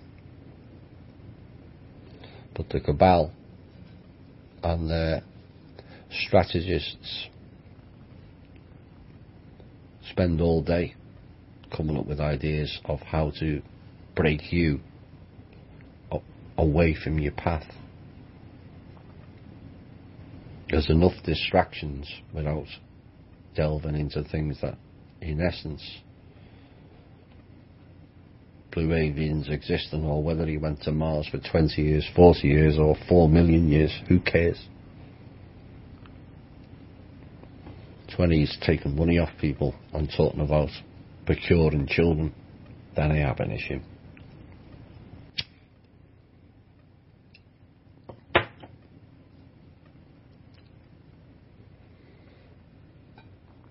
Truth should be free. Why does everything have to have a financial sticker on it? People come to me for help. I help them. I don't charge. Sometimes it's just to listen. Sometimes it's other things. It's an energy transfer. It doesn't always have to involve money, does it? That's their program.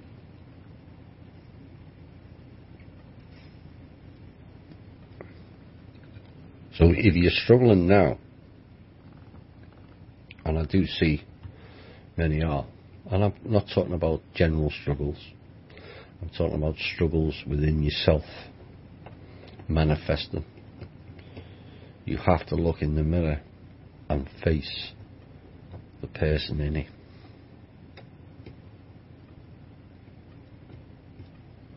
You can't keep looking in the next room.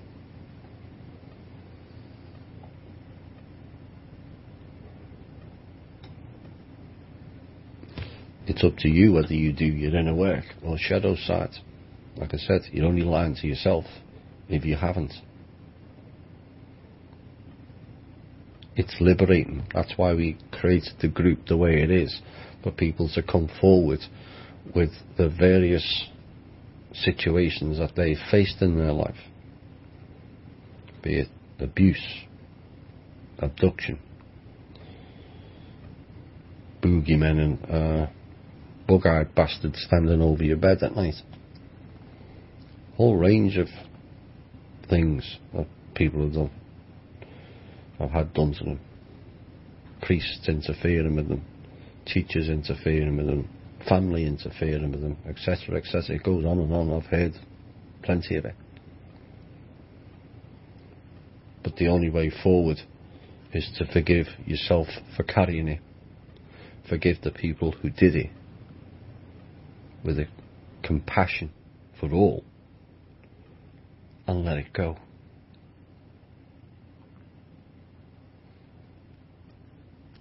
Otherwise, it's like a cancer on the soul. It festers and festers and repeats and repeats, a bit like the loop.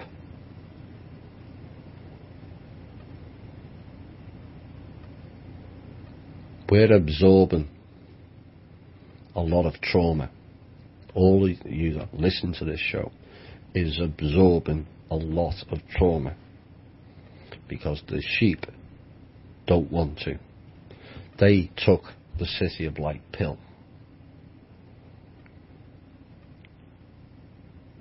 But when that pill wears off, oh boy, are they going to suffer.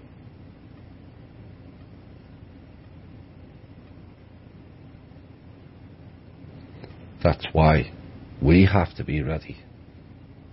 The way showers, to show them the way. Now, if we can't get ourselves right, then we've got total chaos.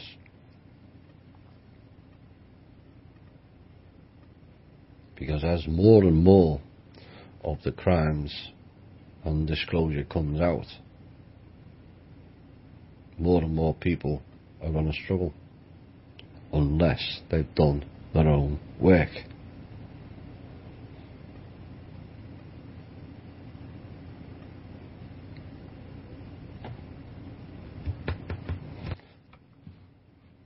Something to ponder on.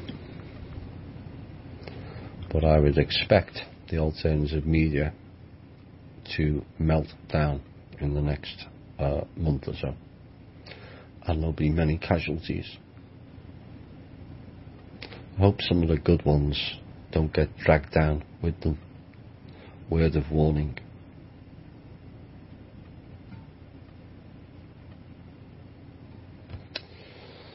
Right, we better go into some questions. You and Drake have both said for years to get all but necessary bill paying money out of the bank. However, it can create big problems if you take a small amount out, or even take a small amount out, or take even the small amount out regularly. It flags the crooks who confiscate all your assets. One good advice we did follow: we're in a state chartered bank now instead of the Wells Fargo bank. Good for you. Go outside of the main five. They're still under threat of collapse. They owe far more than they have, even though you do realise they don't have anything. They only have your money. And financially over the summer, things will get very, very interesting. Very interesting. Any suggestions how we can get the cash out without creating red flags? Just tell the bank staff and remind them whose money it is. It's your money. I remember I had to send $3,000 back to the UK to pay off a credit card that I still owed. And they asked me what was it for. I told them to mind their own business.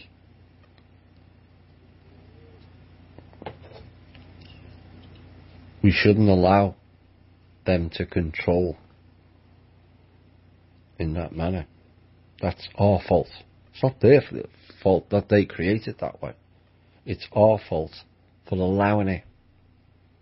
Because we've forgotten that is our money. What we do with our money, unless it's for crime, is our business. They have enough spies and snoops if you're involved in something nefarious, and cameras. Stop harassing normal people from taking their money out.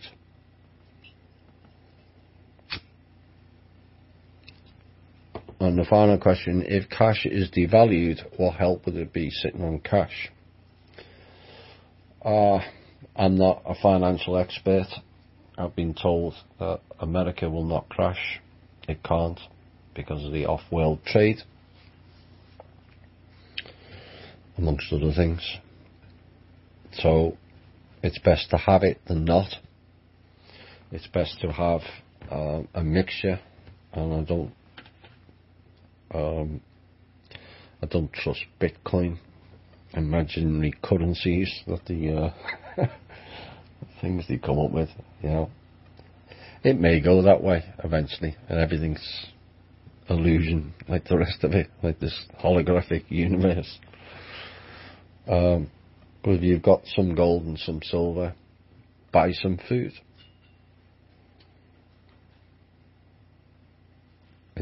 It's of value. You're going to use it, aren't you? You know, you buy food in bulk, like non-perishables. You're actually earning interest, because if you keep hold of it a year, the price of those things have gone up, haven't they? So you've actually saved money. More than you get in interest, in inverted commas, from the bank.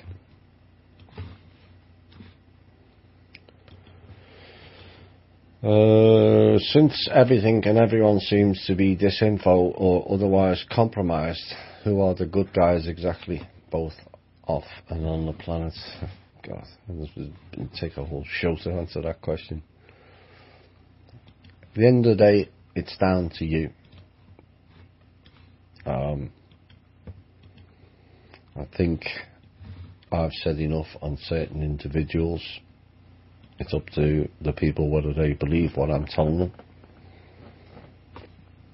or they don't.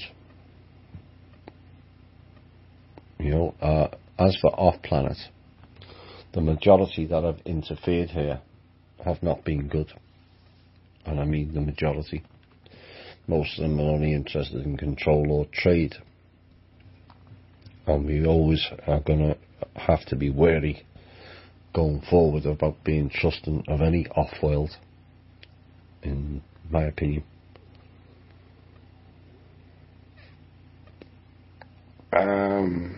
Is the restoration of the Sangreal going to result in disclosure, revelation of the true bloodline of Radomir that lived among us? And will this destroy the Catholic Church? In more ways than one. The restoration of the Sangreal hits the Catholic Church right square in the nuts. We'll have more details at a later date. Whether they disclose Radomir, I would think that would be further down the line, but you never know. Once they've gone down and the truth comes out, that will then likely be released. We all know it's virtually impossible to wake the masses. Every show you have, there's a mention of the people being idiots. We are living in some kind of a joke of a life where everything is a lie and is being manipulated. We've been indoctrinated since birth. Truth is deliberately withheld. History rewritten for millennia. And we're poisoned our entire lives. So it's no wonder we have a world of idiots. They don't make it easy to wake up. However, I think there's a world consensus that everyone wants a better world for themselves and those around them. Why isn't the wanting a better world by nearly every human on this planet enough to change things positively? Because there's not enough standing up. People just complain without coming up with the solutions of how we do it, how we can implement it.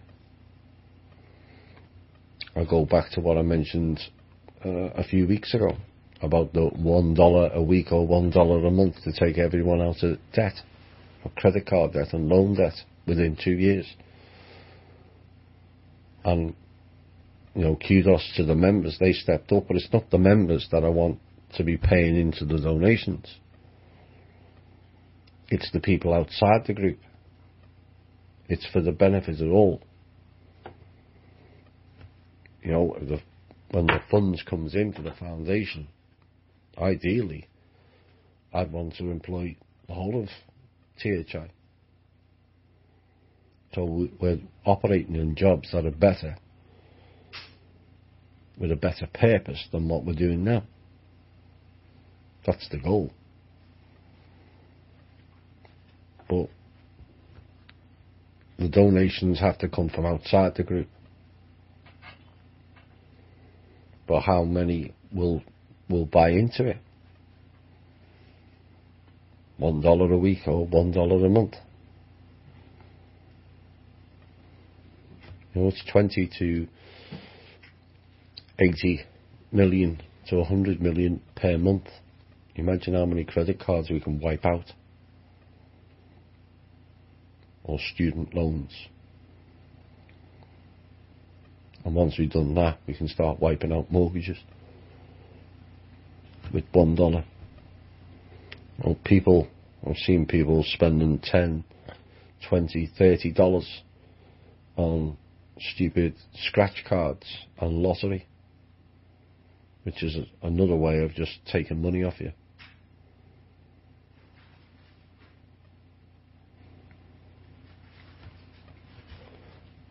If you buy a lottery ticket from the People's Club, you win every week. It's going to help people. All we need is 10% of America's adults. 20 million people a week. $20 million, $80 million, $90 million a month. We can create organic farms, which will create jobs for us with our money. You know, like what the government is supposed to be doing. Instead of they're wasting it on weaponry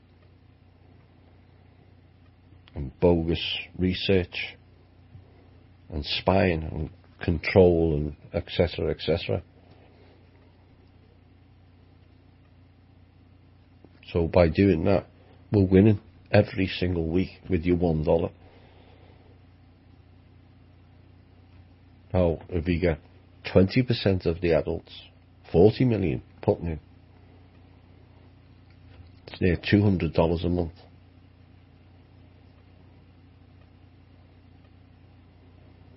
$2.4 billion a year of people putting $1 in a week. $52 a year. 2.4 billion. There's your credit card debt gone. Student loans. And now we're into mortgages in 1 year. So we are fairly stupid from an overview point of view.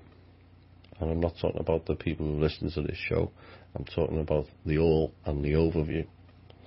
How simple solutions, and it is simple. Everything that can fix everything is a simple solution. It's not rocket science like they try to make it out, or complex so you can't understand it. They can't understand it themselves.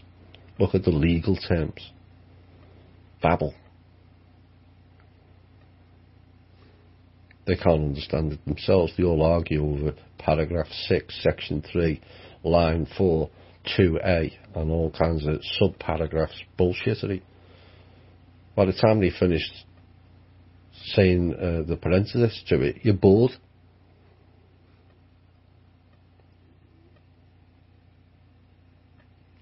And somehow those idiots attempt to understand it. How can you understand babble? Yeah, I've kind of got off track. But it's up to us. There's not, as it stands, there's not enough wanting a better world. You've got a load of, I've campaigned for all the people, not just the awake ones. I am aware of all the programming, particularly in the Western world, and even more particular in this country.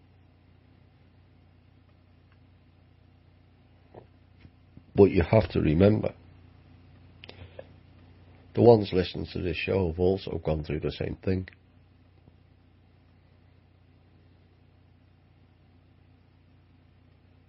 So the question is, why haven't they? Because they took the City of Light pill, won't face the trauma, and therein lies the problem. You have to face up to the trauma. Does it bring pain? Absolutely. Once you let it go, that pain eases far quicker than it does festering inside you. With the energies coming in, it appears my health is being affected. I've been working on myself as you advised us, but it seems that physical issues are now coming to the surface. being diagnosed with a genetic disorder which apparently generations before me have also unknowingly been affected by. Yes, the old injuries are coming back. I mentioned earlier, what if the memories coming back from the past times? It's all coming to the surface. There's a rising. That's what it's doing. It's giving you the opportunity to deal with the self. You've got anger. What's behind the anger? You've got dis-ease. What is behind that? What created it? And it's easier for them when they just say, oh, it's a genetic. But what's behind it? Can you heal it yourself? You believe. You don't need their Medici poison.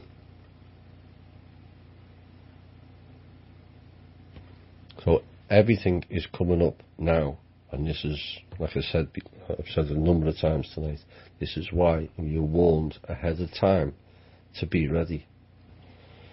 The memory will start coming back. The trauma will start coming back, and everything else is ramping up to a larger event. Not the event, a collection of them. And it's an opportunity for you to look inside, within, not outside, within, and deal with it. This person also has skin issues I'd never previously had, suddenly appearing. Again, if you mentioned you've been working on yourself, so that is working itself out also.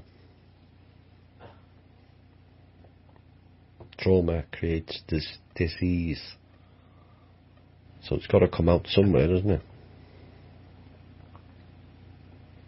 Keep clearing, keep centering, keep grounding, and before you go to bed, keep shielding. The astral beasts are ramping up as their numbers dwindle.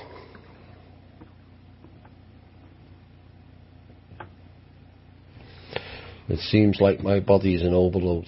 Yep. All of us will experience this, and that is why, if you've done your real clearing, all this stuff will be brought to the surface. You deal with it and let it go. Cell regeneration. You feel lighter, fresher, younger. You're not carrying, like a time traveling machine, years of trauma.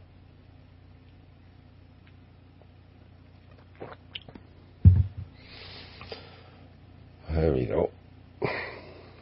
Regarding our portal predicament, are we still in the tube of the portal?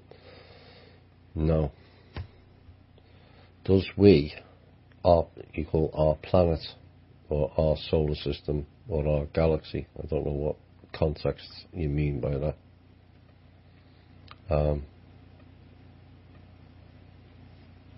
I would think it was the former.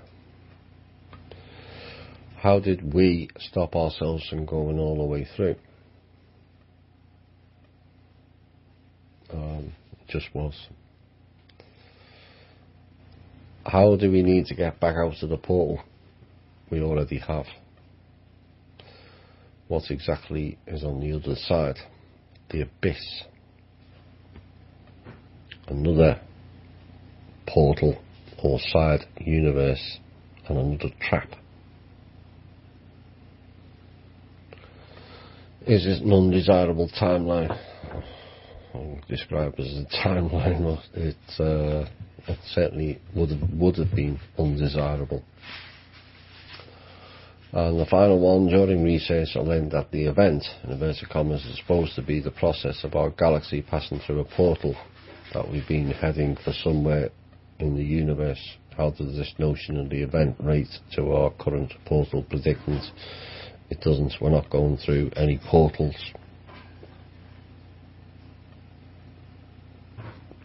In that sense, what we're doing is going out of a false system. That's the event horizon. The full ending of the construct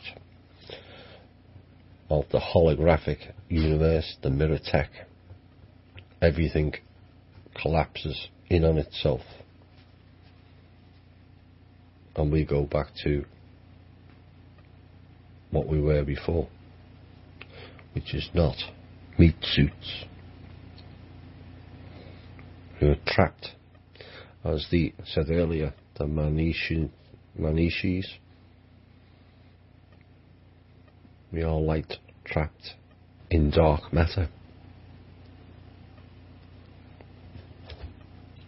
Yep, they knew it 2,000 years ago.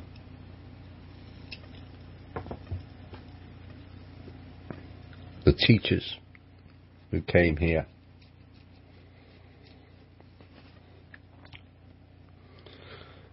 to try and teach the people how to get out of it. And it won't be governments or ETs or councils that will get us out of it. It's us. We have to all change our way of thinking, act in a different way, behave in a different way to each other.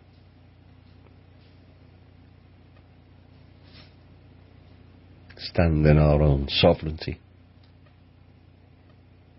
Be more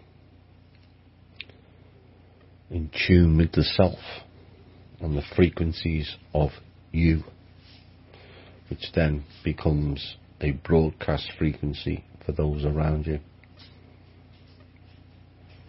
So they are easier to tune into. This is why the sheep are populous.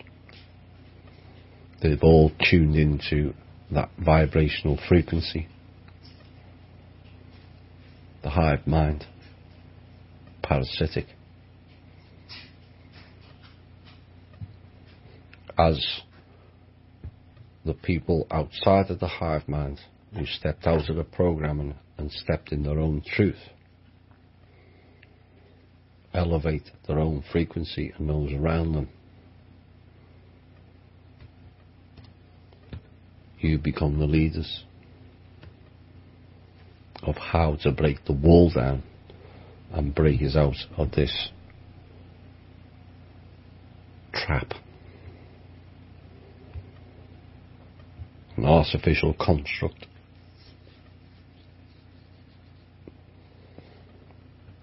So that's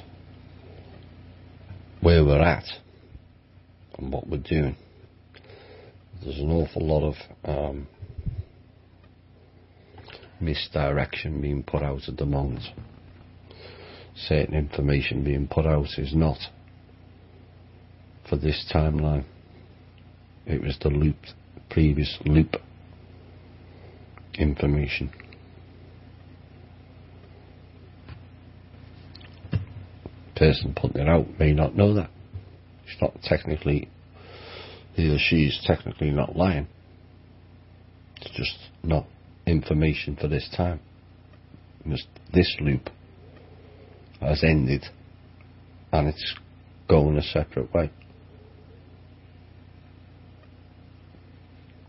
And it's up to us to guide it. Why are we being messed with and others? To test you. Why are innocent people seeking truth being messed with? To test you. Push you off your path. Don't allow them. Don't get angry with them. Just treat them with contempt. the best solution. Is the Dark Journalist a CIA plant? I have no idea. I haven't got the time to be investigating whether he's valid or not.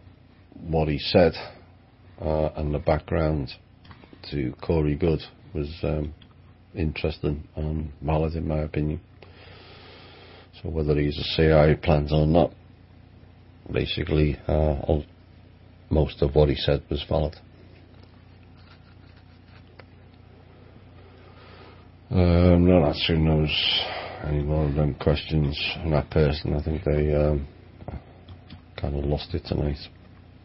Can the soul be fooled? Yes. That's why we're in these meat suits.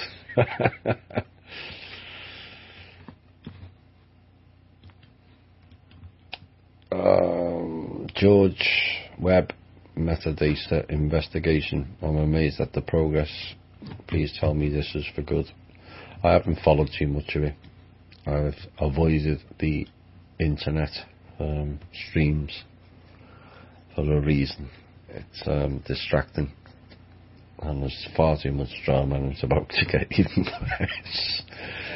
But for the couple of videos I did watch,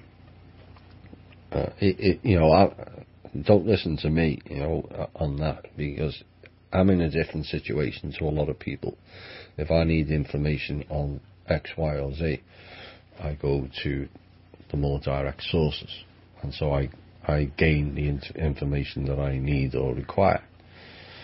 Unfortunately, most people that listen to this show are not in that position, so you got to go searching for it.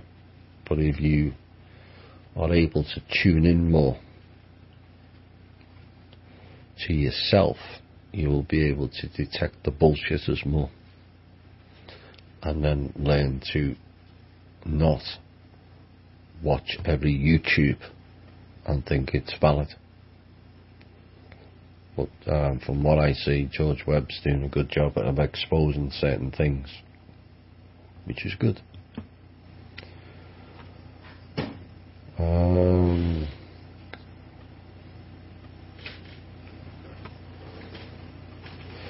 We are quickly being destroyed via many avenues, agendas. Will humans ascend before things become impossible to survive the darkness? Those able to ascend. We're doing a lot better than you think.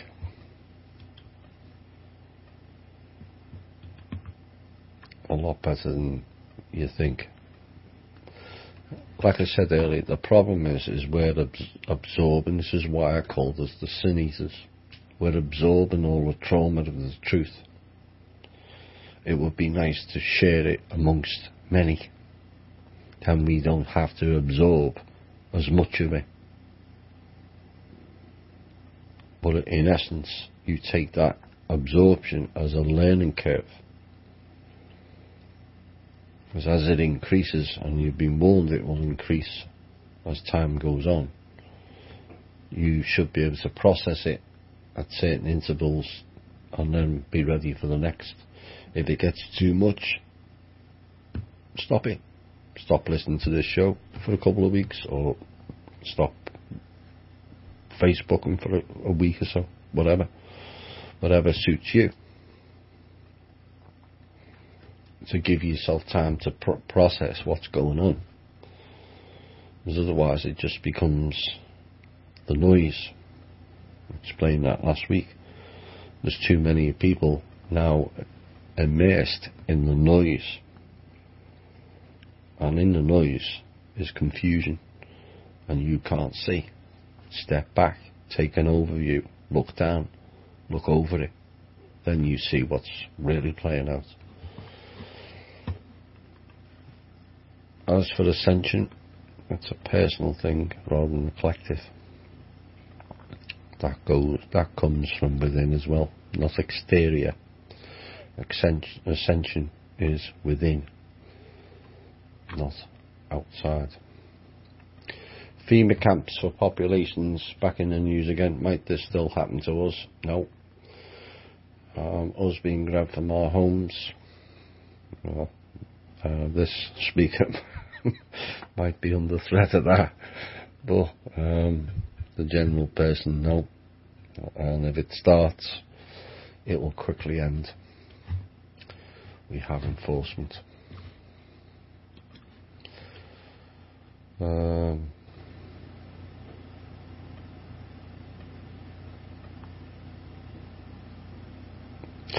Water is alive and has memory. Humans are 80% water. Is this how we got created?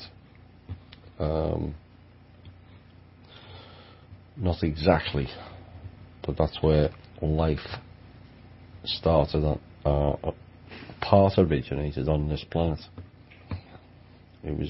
It needed to be triggered by an electric current. The water was live, and the lightning, which was frequent in the early formation, was what started life, as I understood it. It was also explained in the Levashoff material. Who will the FBI director be? Question. I don't know at this point. There's that much going on.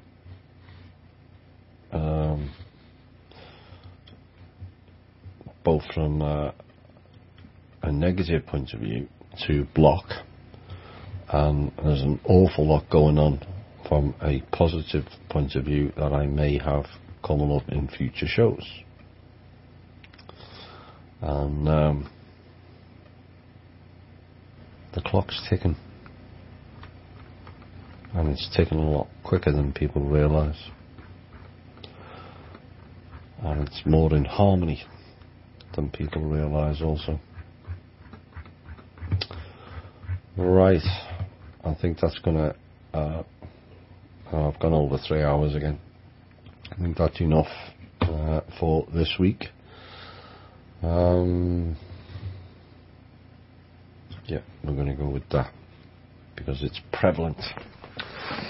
So I'm going to change the speech at the end for this week, because it plays in to what is coming up, what you're facing in the now, and it's important to be in the now, not in the past, not in the future, in the now, more than ever. What is within us was present before the universe was created. Our inner pre-quantum core existed previous to space-time, before any extra-dimensional race enslaved us. We are not weak or defenseless. We are not mere human beings with 80-year lifespans. We are infinite, and we are all that is needed to transform reality so that each of us serves truth, because we see truth. Earth is not a playground or a schoolroom any more than we are gullible children. There is no new age or end of times. There is only the infinite platform upon which we all belong, where we rise up as sovereign integrals upon the earth. And that was written by James Mahu. Good stuff.